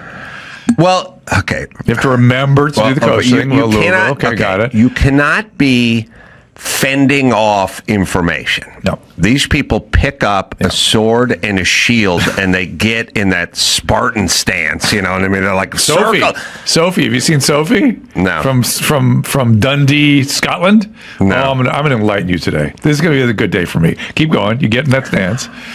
Why are you warding off information? It's because of shame. I don't. I get everyone has some shame involved with their world, but being told it's not Louisville, it's Louisville does not come close to any shaming process for me, or being told it's PCH, not the PCH. Right. That I don't know why that swerves into the lane of shame. I'm really trying to figure this out. You were so ground down by your family and your educational experience that you were sort of beyond shame. You just want to get it right, Oh, well, I would like to be accurate, not sort of. But you could be. Well, first off, I don't want to be right in my head and wrong in the world. But it'd be so easy for you to be embarrassed that you didn't know a hernia was a hernia. You could have been embarrassed, but you weren't, because you're accustomed, I guess, to sort of being corrected or being adjusted. It's like, I just want to get it right. Look, I think it's a posture. I think there are people who have a posture. And the posture is like almost literally a posture. It's like literally, am I open? Yep. Or am I leaning forward and holding my shield up and making a fist? And the people that are leaning forward and making a fist, nothing breaks through. And it's not really a matter of the subjectality or the topic or anything. It's just you do not break through to me. Yeah. And it's all so weird. And it'll just... I had an inane conversation with Mike August on the way in about hockey helmets, and now we're not talking about important subjects here. It's just you cannot break through to me. We had a 10-minute argument about hockey helmets, right? Now I don't know. Maybe you know a fair bit about hockey. Andrew probably knows. He's a Flyers guy. So. And I don't. Hockey, for me, it's like sort of football, basketball, baseball. Hockey's way. I never owned hockey skates. I never knew anyone who played hockey. I knew one. Jeff Katz played hockey. Dave Sorensen. 2 guys in my entire school. The school had no hockey team. We're poor. We're from the Valley. Hockey was like you had to buy skates and pay to go to a rink. I mean, no, that's impossible. Impossible. So Mike was doing something. We were talking about something. And he goes, "Oh, we'll put you in a hockey helmet." And I go, okay. And he goes, not one of the new big ones, but like the old time hockey helmet. The old time hockey helmet, just right when they were going from no helmet to hockey helmet, putting in one of those. And I said, well, there's just a hockey helmet, Mike. It's just like a hockey helmet. And he goes, no, but like the old ones, like when they were transitioning from. He's talking about before they put the face mask in front, right? Well, this is where we get to it. I go, the old ones were just the same ones as they have now. They have a piece of plexi in front of them. Yeah. But he goes, no, now they're all big and whatever. I'm talking about the old ones, the CCP ones or whatever. I go, now again, not a hockey expert, but I'm pretty good mentally. I was like, no, Mike, they just put regular, the other, the old time ones, they were different shape, whatever. And I go, I don't know how you're going to find this old time hockey helmet because it doesn't exist. Yeah. I don't know what. Now, Mike's got a picture in his head. Yes. It's an incorrect He's thinking picture. about a football, old-time football I don't know. helmet. No, Mike knows football better than anyone. No, but I think he's got like a leather football helmet on the hockey he doesn't. player. This is where we get into trouble. We try to figure out what Mike's thinking. Okay. And then he goes, no. I go, he goes, what did they, they used to, wear, what they used to wear back in the day. And I said, they wore pomade. That's what they wore. They wore their hair slicked back. Yeah. They didn't wear any helmet. Yeah. He goes, no, but like the smaller one, just from back in the day. And I go, Mike, they had no helmet, and then they had a helmet, and that helmet much resembles the helmet they wear today, but there is a clear plexi thing. And he goes, yeah, it's got all the face shield and stuff on it. And I go, no, there's just a clear eye plexi thing, but the helmet looks the same. Yeah. And he goes, they don't have like a metal cage? And I go, well, in college they do the metal cage, but I don't think they do the metal cage in pro. And this is where they go. This is where they all go. He goes, the goalie doesn't wear. And I go, okay, all right, Mike, you won. Thank you. I don't know what you're doing here or who you're talking to. That's funny. Oh, that's what they do, right? It's good. Yeah. That's how chicks argue, by the way. Yeah. Yes, I'm talking about the goalie going open-faced, Mike. That's what I'm saying. By the way, you don't think I know more about hockey head protection than you? I just fucking schooled you up. You don't think I know what the goalie... Okay, you went to the goalie. You told me they wore metal cage. I said, that's college. Yeah. Then you went to the goalie. And you think I'm going to be surprised by this morsel of information? You mean the goalies are now not going barefaced? Huh. So funny. All right, now what's he doing? Oppositional. He doesn't know what he's doing. He's arguing. Yeah. He's come up with a stupid premise, which no one knows what I don't know what he's talking about to this day. I then informed him that there is a thin wisp of plexiglass that covers the eyes, but it hardly gives the helmet a different look. And the helmet said, he goes, well, with the ear flap protection and stuff. And I go, oh boy, I don't. Like they wore. I don't. Army helmet. It's as best I can tell, with some modifications. It's basically the helmet that entered the league in 1979 with the plexi. Am I getting it wrong? I feel like some guys occasionally put some metal on their face. I would, and I'm not saying it doesn't exist. Okay, I'm just saying that's not what we're... in my head, I see myself superimposing football a little bit, so as a way of understanding how somebody could think like that. That's all. Because football went from essentially nothing to leather. But Mike knows football very well. Nobody's superimposing it on hockey. Andrew, you know hockey. Can we make heads or tails of this one? Yeah, in the pros, all you need to do is literally just wear the CCM helmet or the Bauer helmet. It's just a plastic helmet. And has it always been the same? They've never. I'm not asking you what the rule is. I'm asking you how much has it changed from where they went from no helmet to helmet. They just went from literally no helmet to helmet enforced. That's but it. This he doesn't know what you're talking about. Then, all right, hold on, Andrew. You can't. You're talking about it. I don't know what you're talking about. You're not talking about this conversation. No, I'm same helmet. Same helmet. It's always been. Helmet. Same helmet. Same helmet. It's always been. There you go. That's you can elect to stop, put on. Stop. Right. So and it takes a long time with Andrew to get places, but eventually you end up there. Yes. All right. It's the same helmet. Yeah. So when he's telling me old timey helmet, not the full big new style one, I'm a babe in the woods. I just go, what do you mean old timey helmet? I don't know what that helmet is, because he has to get one. And I go, I don't know, but that's also a way of speaking that's a sort of. I think here's what Mike is saying.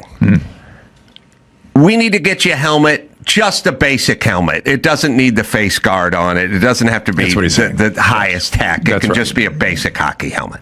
Send him out to find the old-timey one. See what he does. See what he gets.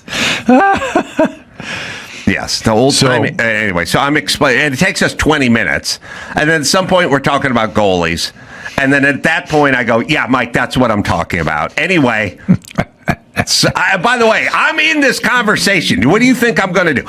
What would my response be? Even the goalies? Oh, well, Mike, you're right. They do wear face protection. I never thought of that. You are 100% correct.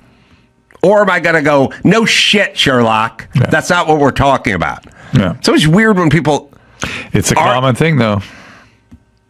I know, but people argue with me like I wasn't born or something. They go, you were the one who was yelling always about this. And I go, I've never brought that up. Yeah. And they go, you want it all the time. And I go, it's never come up. I know. And it's just like a weird... It's a weird... It's like a weird... Like, I would never say, you know, Drew, you never stop talking about the Bay City Rollers because you never bring up the Bay City Rollers. Right. I would go to Andrew and I would go, you know, that's Drew. He claims he's mature and a physician, but he never stops talking about the Bay City Rollers. And then Andrew would go, really? And I'd go, yeah, he never stops talking. He doesn't even say Saturday. He spells it out. That's how you create gossip. He spells it out. Gossip. And then Andrew would go, huh, that's interesting. I didn't know that. But it doesn't work on you because you never talk about the Bay City Rollers. No. So why do people try that on me? That's the part I find interesting, right? Yeah. They tell me all the time, you said, you know, you always, and I'm like, I was there, and I've never said that. But why are you trying it? I can imagine at the beginning, but somebody that knows you. They don't stop. It would get tired. They don't stop. Get very tiresome. They don't stop. All right, we'll take a quick break. Then you tell me about Minnesota. All right. Right after this. Well, there's a lot of things that Hims cannot help with, but of course, if it's a performance issue in the bedroom, Hims has got you covered. Erectile dysfunction is something that many people experience, both when they're younger from anxiety and as we age. It's frankly ubiquitous after the age of 60. So everyone gets it. It's stressful. Here's the good news. Hims makes it simple. You don't need to go to a doctor's office or sit in a waiting room or run into your friends and ask why you're here. It's 2025, everybody. It's all done online. It's done with telehealth. Real licensed providers right there at your phone or on your laptop. And they have other options too, such as Hard Mints, Sex RX, Climax Control, stuff you may haven't heard of, but actually works when prescribed. And the telehealth visit, you can talk about that. And if you prefer generics, Hims has those as well, up to 95% cheaper than the named brands. And this is not some one-size-fits-all deal. It is care tailored to you for results that matter. Hims is your digital front door, gets you back to feeling like yourself without any awkward in-person visits. Shame no longer an issue, and understanding this is a common biological problem, and you should take care of it. There's no reason not to. Right, Daphne? Start your free online visit today at hims.com/ADS. Find ED treatment that's up to 95% less than brand names at hims.com/ADS. hims.com/ADS. Actual price will depend on product and subscription plan. Featured products include compounded drug products, which the FDA does not approve or verify for safety, effectiveness, or quality. Prescription required. See website for details, restrictions, and important safety information. All right, we're going to have to save Sophie for next show. Sophie, I'm going to write it down. I look forward to introducing you to her. You're going to love her. All right. But this Minnesota thing is a wholly other topic. And, when I heard about it, and I don't know many details, it's actually early in the day on the day that this all is unfolding. And I heard about it. I thought, oh, here we go again, another psychotic youth. Somebody's parents were in denial and this kid posted a video. Can I share it with you? Yeah. Like a few seconds of it, because it was rather astonishing. The kid who shot the place up. Yep, allegedly. What did he shoot up? A church. Here he is.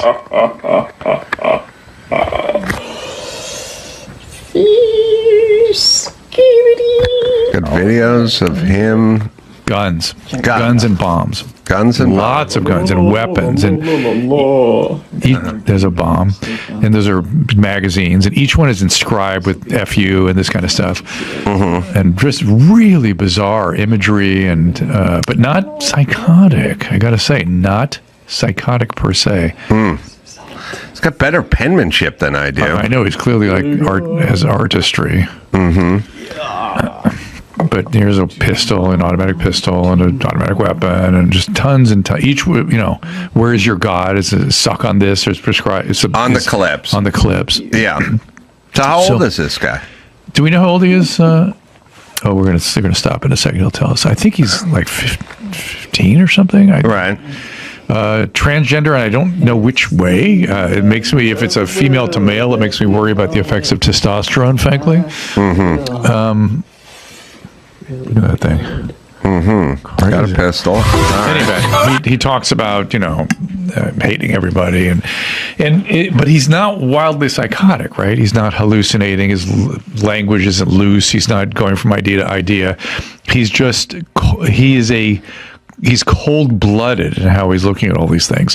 And I thought, this isn't psychiatric. This is the real deal shit. This is psychopathy. This is what people call evil. And I thought to myself, wow, so I think it's important for people to know, whatever word you want to use to apply to something like this, evil is a word that applies because it doesn't have a treatment.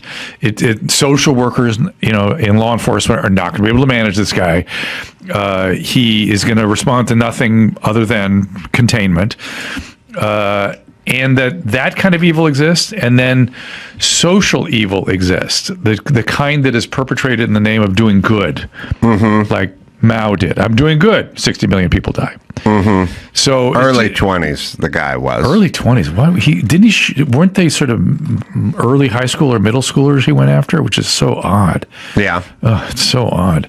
Anyway, to me, this is, when people talk about evil as opposed to, I've been criticized over the years when I go, no, this guy's psychotic. He's manic. He's psychotic. That could have been treated. Or Adam Lanza, he was overtly psychotic. And do we know is this a he, him, or a she, her? Do we know the answer to that? I can never figure any of that stuff out. It looks like a he to her. You sure? Yeah. Because the voice sounded a little more she to him. Yeah. They're doing this thing now where they try not to publicize the shooter. So yeah, of course. Right. Well, if they're trans. Yeah. If there's a white Christian guy, then yeah, for sure. Yeah, that's smart. That's how you solve problems. Right. Yeah. So anyway, this is just a chilling chapter, but a really reminder that you need law enforcement. You need to deal with people like this very systematically, and it's not with tender loving care. Yeah. It's not with social workers. Yeah. And and how the parents allowed this kid. I don't know. He's cold-blooded enough. He might have done all this quietly without his parents knowing it. But if they knew or were participating in him getting guns, that's disastrous. But of course, he's an adult, right? He's 20-something. He or she, whatever it is. Yeah, I don't know.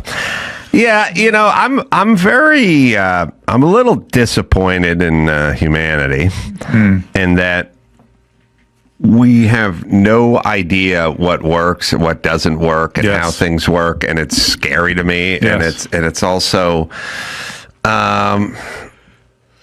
it's like, okay, now the number one subject that everyone's talking about is crime. It's crime. It's Baltimore, it's Chicago, it's the inner cities. The Trump, he's sending National Guardsmen in D.C., carjackings and shootings and gang-related whatever. And now he's to send them to L.A. and what's going on in the inner city.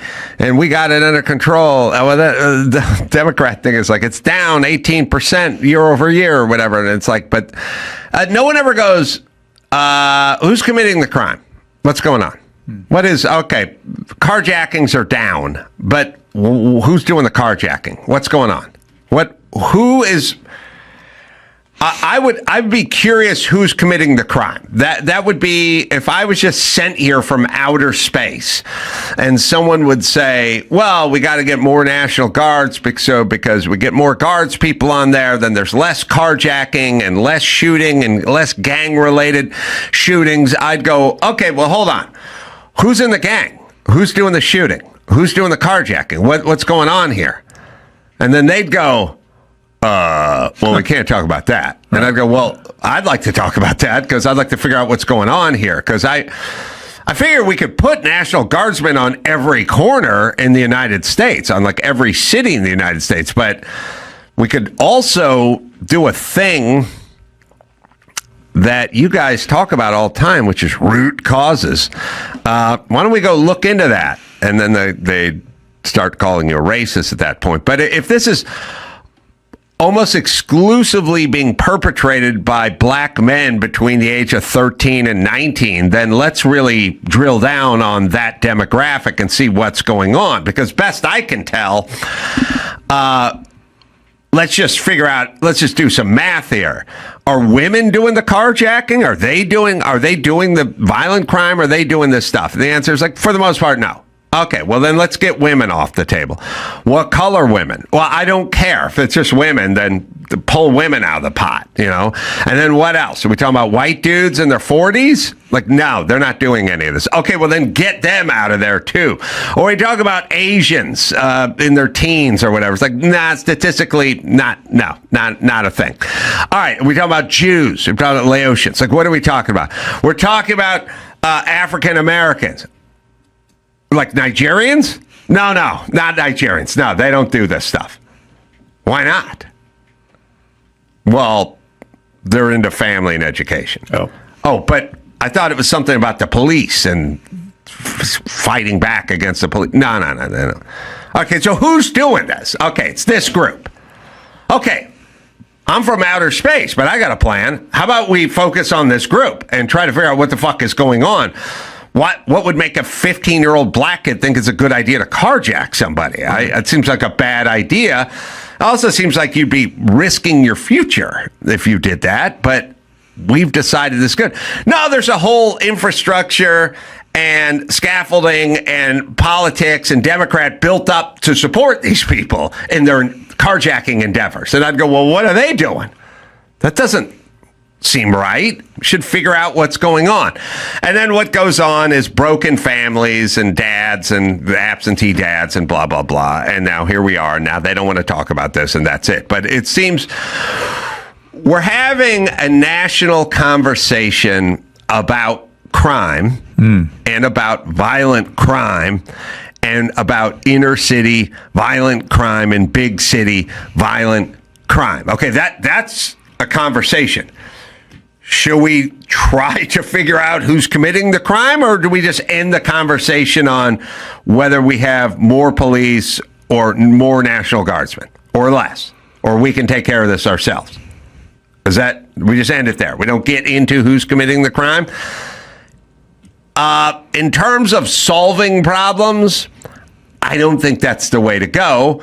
But if it was an engineering issue, it wouldn't be the way to go either. It wouldn't be the way to go if you ran Ford and your F-150s were having some problems and being recalled. I think you'd want to kind of figure it out rather than yell at people who said their car didn't start or some version of that.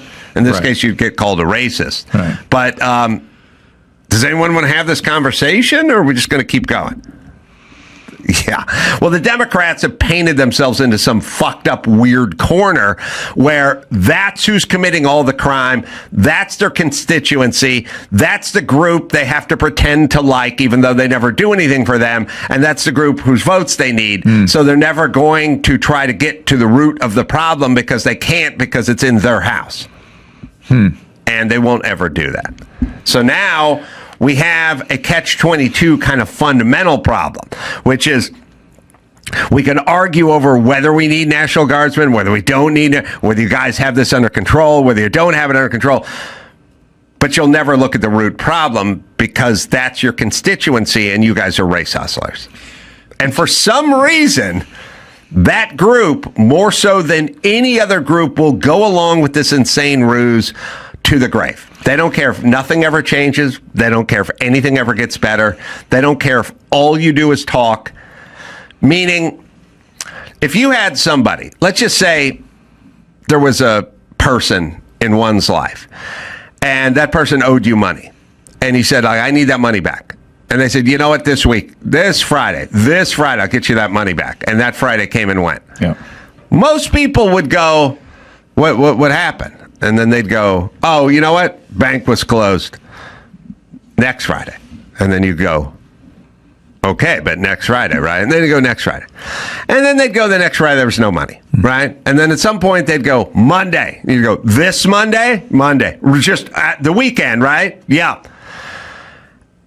Most people, after several years of that, would go, I'm out. Yeah. I'm out. Now, smarter groups get out faster. Smarter people go, that guy's never paying me back. Fuck that. Turn the page. Wasting time. Moving on. The blacks have been on this for 60 years. Nothing comes out the other end. But still, somehow Maxine Waters can rally them. Do you know what I mean? Yeah. Now, Asians and Jews would go, this bitch, she's 85. She's never done a fucking thing she said. And our lot never got any better because of her, so we're out. But for some reason, especially the black female constituency, they can ride this thing. It's in perpetuity. And somehow the Democrats know that. The dudes will fall off eventually, the dudes, and that's what you're seeing now. They've fallen off. They're like, look, you're not doing anything. Couldn't they for us. become the leaders of making this assessment? I don't know. See, the flaw with the whole thing is they need a leader. I see them out there. You don't need a leader. These guys... Maxine Waters is the leader with the black. She doesn't do anything ever. They enrich themselves. That's it. And then they talk. And then they go back home to their mansion and you go back home to your shack. And that, what I'm saying is Asians don't do this. Asians go, if that guy doesn't pay me back in 2 weeks, I'm out. Yeah. And that's why they're able, and by the way, they go, fuck it. He's not doing anything for me. I got to get on for myself. That's how you have to think. All right. I'm going to be in Provo at the Dry Bar doing shows this Friday. And then Sunday, Torrance, by the way, that's this Sunday. And that's a place called Mom Said Yes, but it was formerly The End. First show sold out. We should put that up there. But the second show, still some tickets. What do you got, Drew? See our streaming show on X at Dr. Drew. So, till next time, Adam Carolla for Dr. saying Mahala. Adam Carolla, Sarah calling from Oregon, not downtown Portland, which sucks. Anyway, I'd say Carolla for mayor of California. The love that you have for that state, and you haven't left yet, that's true passion. You can fix it, you can do it. And I love you, and I'm loving every podcast from you, and keep it up. Keep going on. Bye, brother. Love you.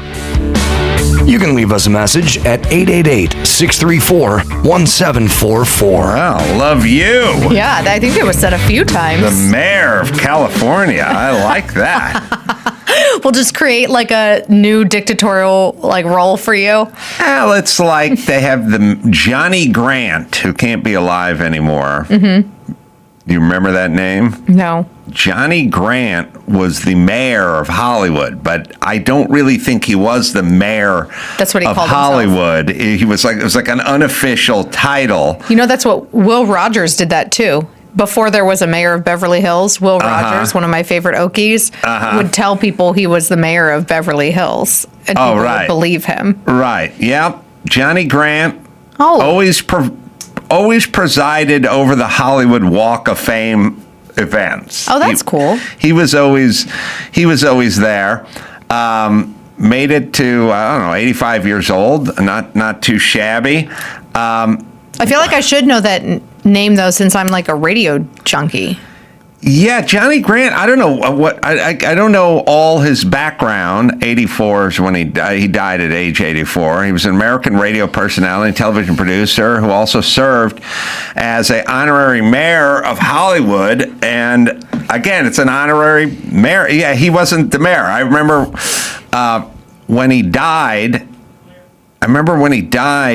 Jimmy's Uncle Frank, who was kind of crazy, wanted Jimmy to be the mayor of Hollywood, but Jimmy didn't want to be the mayor of Hollywood. And then Frank kept trying to convince everybody to tell Jimmy to be the mayor of Hollywood, except for Jimmy didn't want to be the mayor of Hollywood. And it's a part of the city of Los Angeles. So unfortunately, Karen Bass is their mayor. Yeah, your mayor's Karen Bass. Now, Johnny Grant I just found out where my star in the Walk of Fame is going to be. That's exciting. Yeah, it's basically Hollywood and Highland. It's right in the thick of things. Yeah. There. So that's a great spot. Here's a joke that you may possibly not get, Alicia Krause.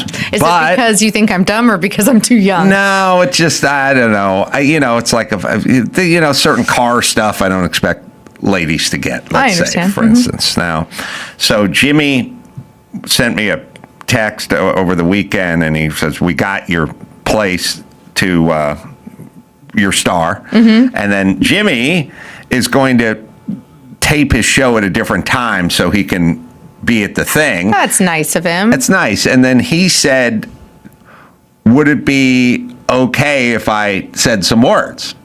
And I wrote him back. I said, yeah, I'll put you on after Rogan and before Stanhope. Which is funny if you're a Man Show follower.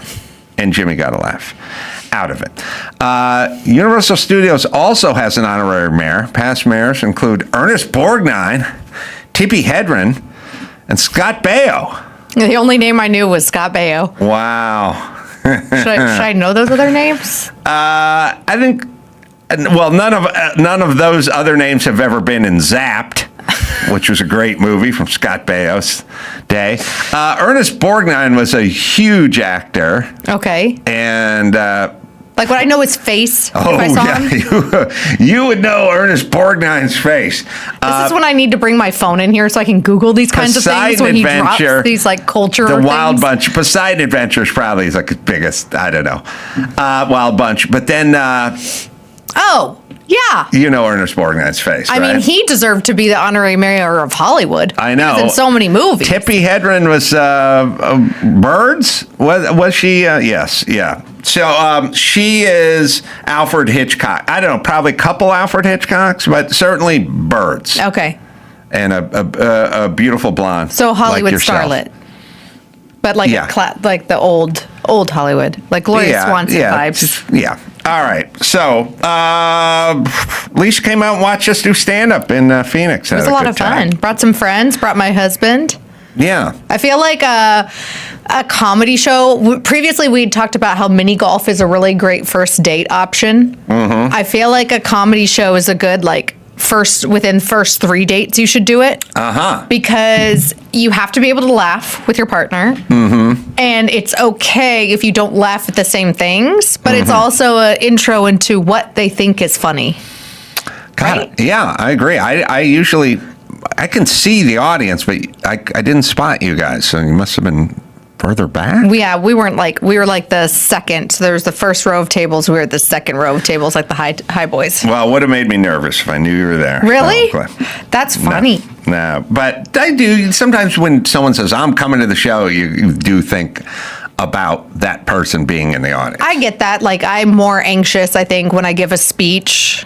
And my mom's in the audience. Mm-hmm. I'm like, am I going to say something a little edgy that makes the Gen Zers laugh? But my mom's going to be back there like... I'll tell you, the greatest gift my parents ever gave me was never listening to anything I've ever done. So I was always free to say whatever I wanted all the time. Yeah, I think you kind of have to put yourself in the mindset of when you go on cable news or I go on cable news, I feel like without fail, there will be an executive producer or an anchor that off air is like, oh, we heard the president was watching earlier or something like that. Yeah, right. And I'm like, I mean, no disrespect to the president, but a part of me has to go to, I don't care that the president is watching. That's right. Because I don't want to just be catering to what I think the president wants to hear. I want to be true to what I want to say and think needs to be said. Like Fetterman. Yeah, I love that guy. Sure, that's a compliment. All right, let's go into the news here. Ooh, you heard about this one, I'm sure, but bringing it to the audience right now. The DOJ has said that the Southern Poverty Law Center funneled over $3 million to white supremacists and extremist groups like the KKK and those Unite the Right guys that showed up in Charlottesville that Biden loved to talk about. Yeah, those guys. A grand jury in the Middle District of Alabama returned an 11-count indictment charge against the SPLC with 6 counts of wire fraud, a lot of different bank accounts. And they allege that between 2014 and 2023, so even under the Obama administration, they were secretly funneling money to at least 8 individuals associated with these violent extremist groups. And the Southern Poverty Law Center, I mean, if you're not familiar with what they do, they are often recorded by the New York Times, MS Now, CNN, etc. They're and cited. They're cited and interviewed and they're one of these bullshit groups. Okay, so this scheme that they run, the scam that they run, is not that much different than the hospice or the daycare center. 1,000%. First, they give a euphemistic title, Southern Poverty Law Center, they give everything like, so, the place that's running the grift, it's the hospice, is called Caring Angels, or whatever it is. And then the one that's running the youth bullshit is always First Steps Forward, so you start with a super, nice, fluffy, euphemistic title. It's also the same scam. And I'm trying to think, you can look it up. They just got sued, and Shapiro's Daily Wire sued them. These companies that monitor content and then tell potential advertisers. They tell potential. They're bullshit scams. So then they go to Procter and Gamble and they go, here's our hate list of people you shouldn't advertise with. You essentially are making a bullshit list, getting paid, and hurting people. And the media loves you, and so does George Clooney. And now we know that they were doing that. So some of the people that were on the Southern Poverty Law Center's racist list of places that should be targeted by them, racists that they were fighting, were a lot of former employers of mine, actually. David Horowitz Freedom Center, PragerU, Turning Point USA. Right.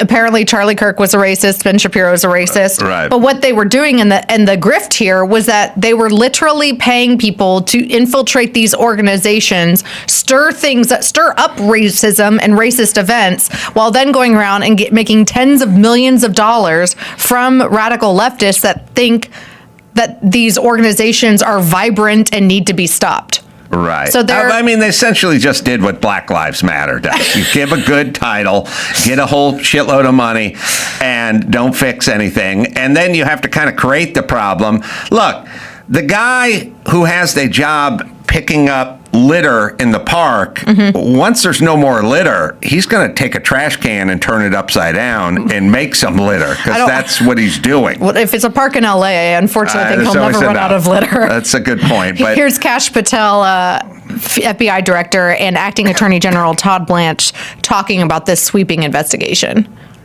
What we're here today is to announce what the General just told you. The Southern Poverty Law Center, in a massive sweeping indictment, has been charged with allegations of fraud and using the banking system to perpetrate that fraud. I just want to talk about a couple of brief things here. The Southern Poverty Law Center themselves advertise to raise money to dismantle violent extremist groups for a period of at least a decade. They use their donor network to raise money to purportedly dismantle violent extremist groups. However, the SPLC, the Southern Poverty Law Center, used the money they raised from their donor network to actually pay the leadership of these very groups. I just want to say that again. They used the fraudulently raised money by lying to their donor network, thousands of Americans, to go ahead and actually pay the leadership of these supposed violent extremist groups. All right. By the way, if you're George Clooney and you gave him $1 million, I'd want it back. I'd want it back. But you're George Soros, you should demand it back. If you're Nike and you gave Black Lives Matter $1 million, wouldn't you want some of that back? I mean, okay. First off, you guys are idiots for giving these people money. But secondly, Obama started this, but it's all Biden talked about, and he created. Listen. You create something that doesn't really fully exist in white supremacy and the Klan. And, Biden said 10,000 times white supremacy was the most dangerous thing in this country. That's why he decided to run, right? Right. So you say that. Then you have to take your FBI director and tell him to go find it. And then he can't find enough of it at all. So we have to manufacture it. And that's when it starts getting dangerous. Yep. So you have to take the old lady who was 20 feet in front of the abortion center protesting or saying a prayer and then go arrest her because you need to pad the numbers of your white supremacy list because you don't have enough. And if you're Jussie Smollett, you got to create it. And there's a noose hanging in the NASCAR garage, and the list just goes on and on and on. I don't know. I feel like the last 10 major racist stories have all been hoaxes. Hands up, don't shoot. And or apparently allegedly funded by the SPLC. Right. So good people on both sides. Jesus Christ. And then there's January 6th, which is essentially I kind of wanted to know, because obviously there's been conspiracies left, right, and center about January 6th. My first thought when that happened was, were there any paid employees of the SPLC that showed up at the Capitol that day and scaled some walls? AOC was this close to being raped and murdered, even though she wasn't in the building. They also, interestingly enough, as we pointed out, this started in 2014, but they think that they've been doing this stuff for years, like maybe potentially decades since their founding back in the 70s. Right. And so it happened under the Obama administration. The DOJ under Biden actually opened up an investigation into this, and it was very quickly closed. Yes, wonder why. But by the way, I love all the lawfare stuff. Like they opened up, it was closed. By the way, Daily Wire, alongside other plaintiffs, sued U.S. State Department for allegedly funding and promoting censorship technology such as NewsGuard and the Global Disinformation Index. So your hero, Joe Biden, and his administration were trying to get people silenced and shut down and put out of business. And vaxxed. The First Amendment only matters to the left if it's what their people are saying that they want them to say all the time. Yes. Like, I'm just gotta stick to their all I talking want to say points. to all my friends on the left, can we give ourselves, how about a nice 10-minute break on all your righteous indignation about everything all the time? How about you just take a break? How about you realize Joe Biden is the big guy and he was a corrupt and a piece of shit? And all the things you love so near and dear, the New York Times, the LA Times, Southern Poverty Law Center, they're all corrupted. They're all a mess. And I don't know, just give it a break. It also take a day off of preaching. If I were one of my friends that, have experienced, thankfully rare, but real racist incidents in their lives, I would be so offended at like those stories not being able to be heard, or those stories now being downplayed because of the stupidity and radicalism of leftist groups. Yes. Like the Southern Poverty Law Center. Agreed. You are undermining. It's like women who make up, sexual assault allegations or blow them up. It's like you are undermining actual victims, and you're not doing anything to better them and help them move forward. True. That's what pisses me off. What's next? All right, Ilhan Omar. She's a delight. I mean, so far we've named it like three of your favorite ladies today: Karen Bass, AOC, and Ilhan Omar. Ilhan Omar seems exceptionally angry all the time. Yeah. Some people did some things. Well, when you hate where you live and you're forced to, represent the place where you live. In the United States, she hates the United States. She hates the United States as she serves as a representative of the United States, and for her people in DC.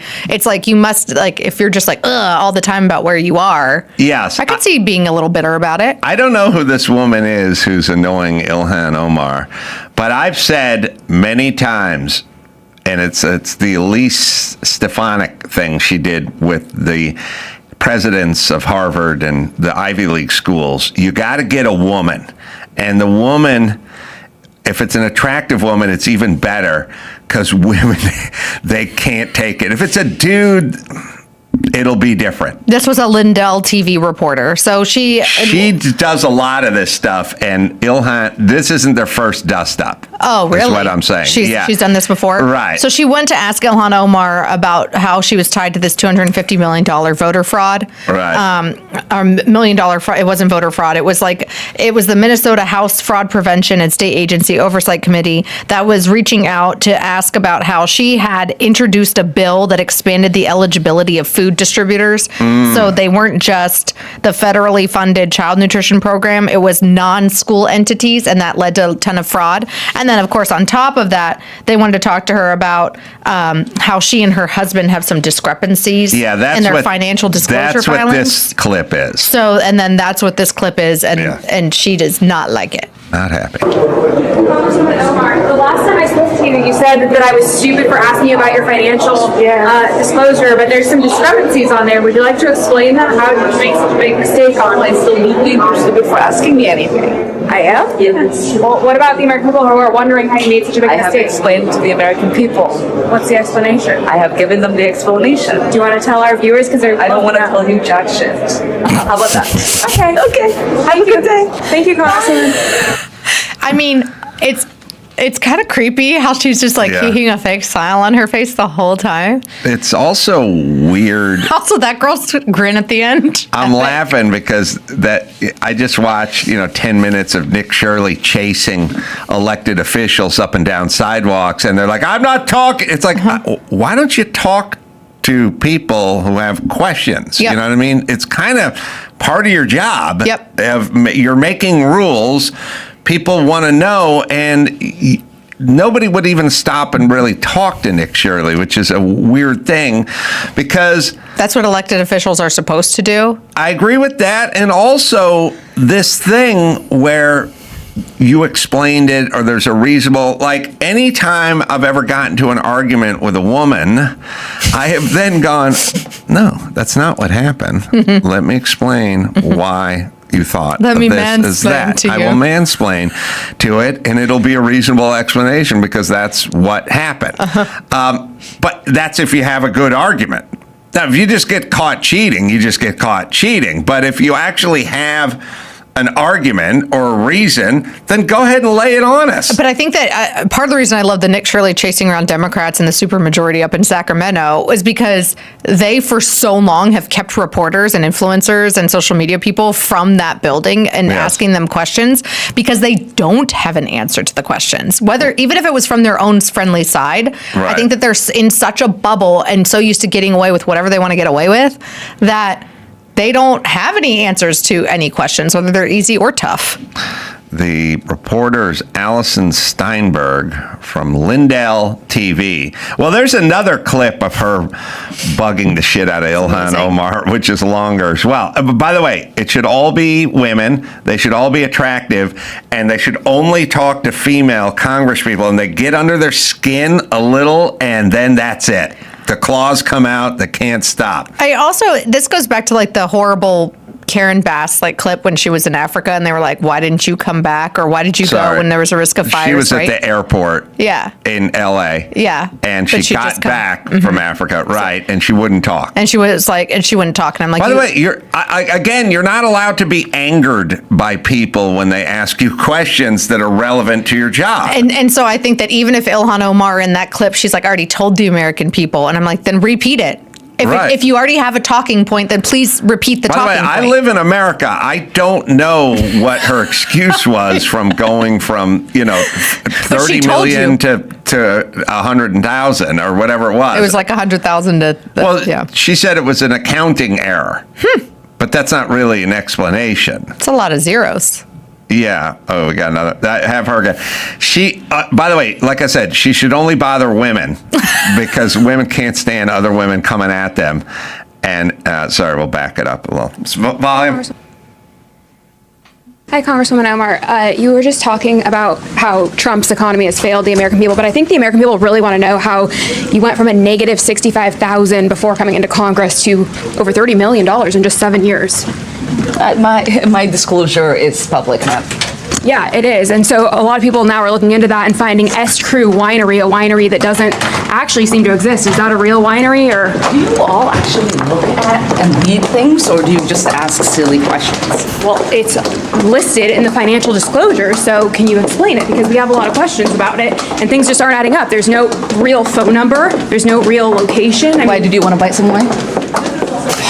Probably not from you, to be honest. Recently stated that the American people should be afraid of the white man. They should be fearful of the white man. I never said that. Yeah, but you're on video saying it. Our country should be more fearful of white men across our country because they are actually causing most of the deaths within this country. Like her husband? Yes, you. Her husband. Again, Sorry, go this is back 30 seconds because it's funny. She goes, I never said that. People act like there's not video. All right, this is fine. Here we go. That's why she hates this woman so much. That the American people should be afraid of the white man. They should be fearful of the white man. I never said that. Yeah, you're on video saying it. Our country should be more fearful of white men across our country because they are actually causing most of the deaths within this country. I did not. Yes, you. Again, this is like what I said. You need to prepare yourself because you can't continue embarrassing yourself like this. So I'm just a liar. What I was quoting was an actual study done by the FBI. Study. Thank you. Just prepare for next time. All right, thank you. All right, Prepare.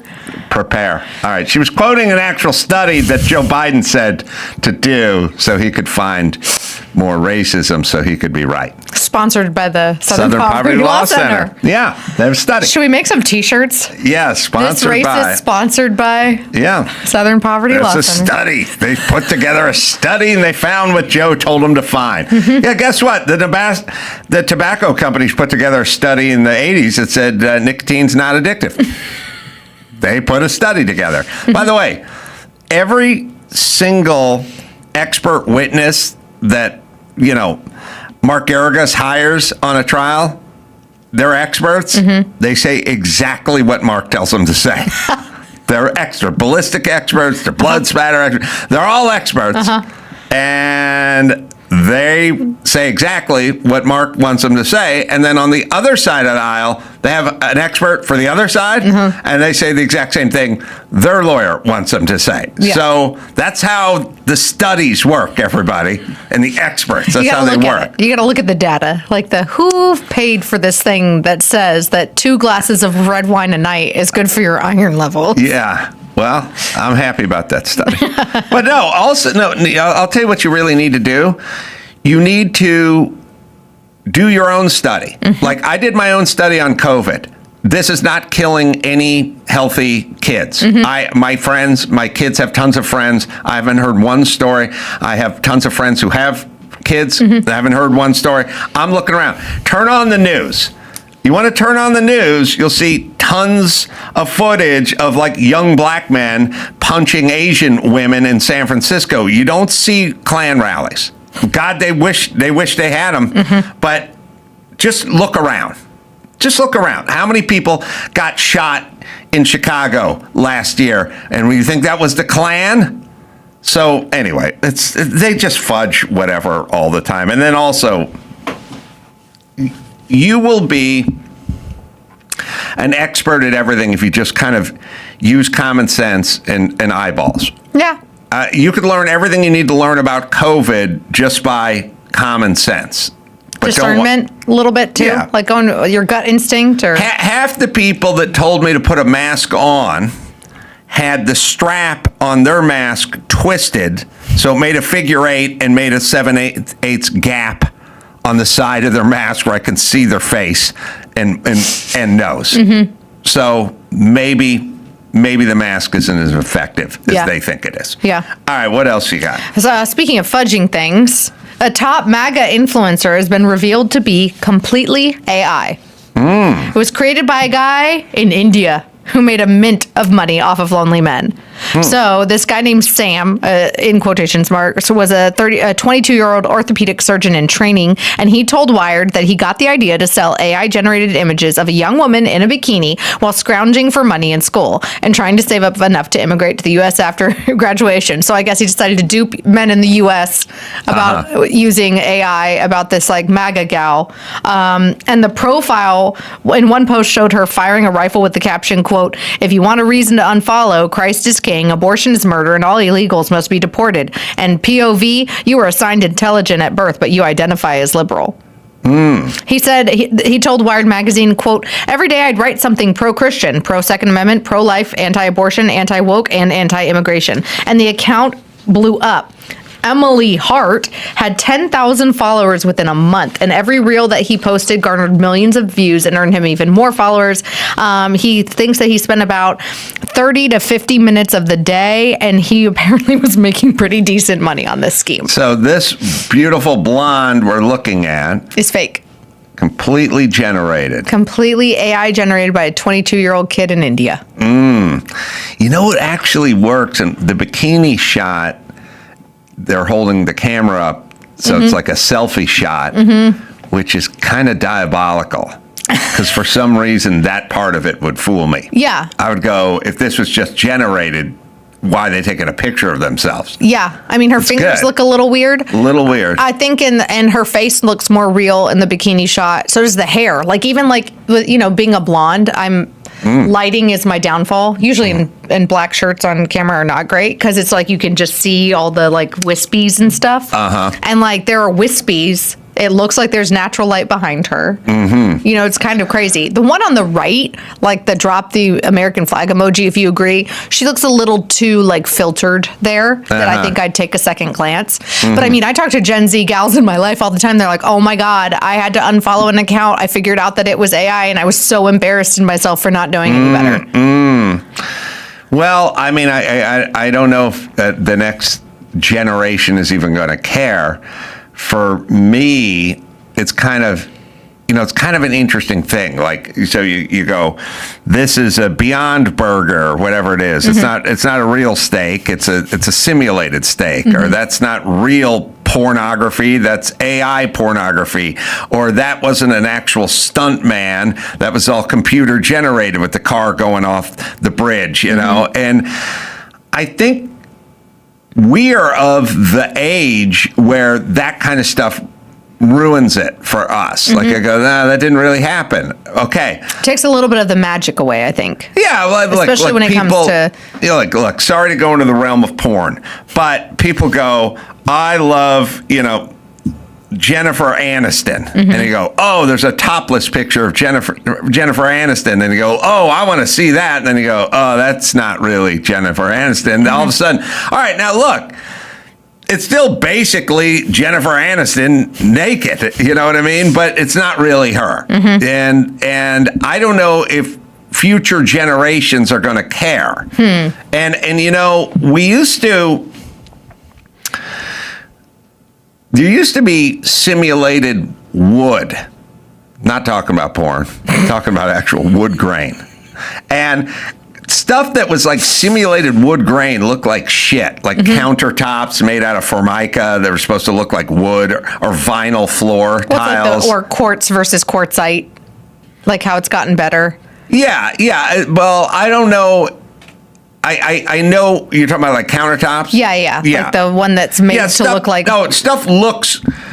Good point. Stuff looks good now. Is what I'm saying. So if you took a car, let's say a Mustang 2, Dawson. Mustang 2, like from the 70s. It had like a fake wood steering wheel and a fake wood stick shift knob, and it looked shitty. Now you can get porcelain tile floors that look like oak, and it looks good. Now, like the simulation kind of works now. Has shifted. Now, then the kind of question is, yeah, but I still like the vibe of an actual wood floor, like when I'm walking around with my shoes off in the morning, you know? So now you get into that. But I don't know whether it's flooring or Jennifer Aniston's titties. I don't know if people are going to care. The next group, they're going to just grow up watching it. Yeah. I think. But I think that there is an interesting, when I go to college campuses or interact with the next generation, like there is something about like they are so digital in a lot of ways, but they also really enjoy like real life experiences and see the need to like touch grass. Yeah. So broadly speaking, and so I'm just like, and unfortunately, we've seen, I mean, look at like some of these Asian nations that like the men aren't dating because they're having sex with robots and just watching anime porn. Hold on, let me yell at Andrew. Andrew, did you think I was looking for a distant shot of the outside of a Mustang 2? because Be nice I to know what a Andrew. Mustang 2 looks like. No, I'm saying the steering wheel. My bad. That's on me. We'll get the interior pictures. The steering wheel and the stick shift knob. Yeah. I'm not asking what a Mustang 2 is. Yep. Okay. That happens a lot. But to your point, like I think that can lead to the continual downfall of society when everything is so fake that people don't want to have real human interaction and do real things. Like drive an old car. Like with look at a with Mustang fake, 2 from a distance.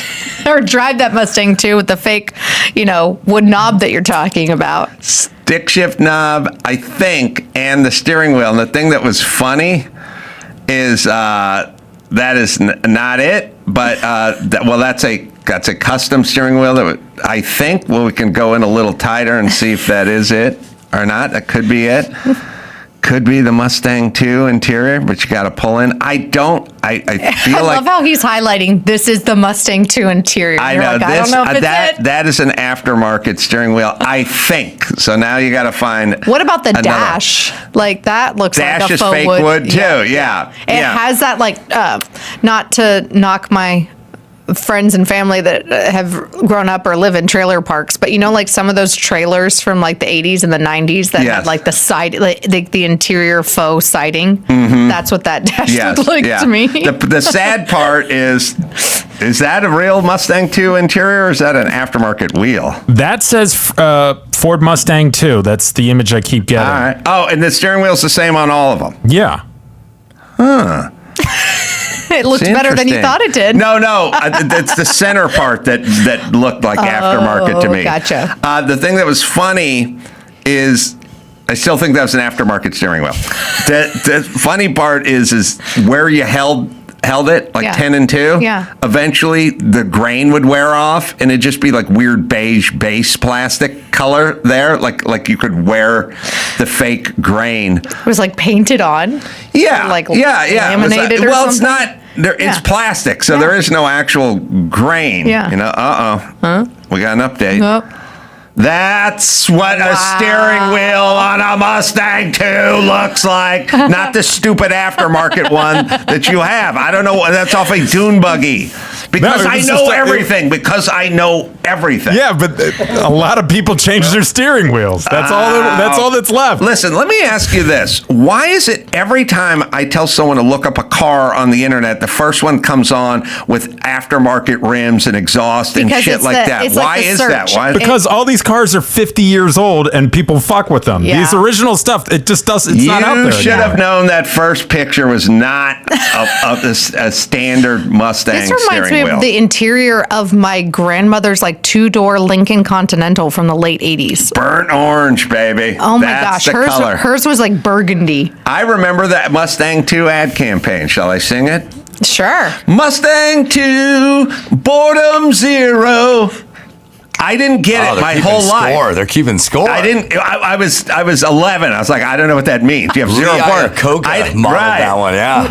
But by the way, 2-0 is not exactly a landslide. You know what I mean? Like every NBA game starts off as 2-0. It's How does it feel like a Mustang 2? How does it feel? yeah. A Mustang 2. How does it feel? White people in commercials. Score Mustang 2. Boredom zero.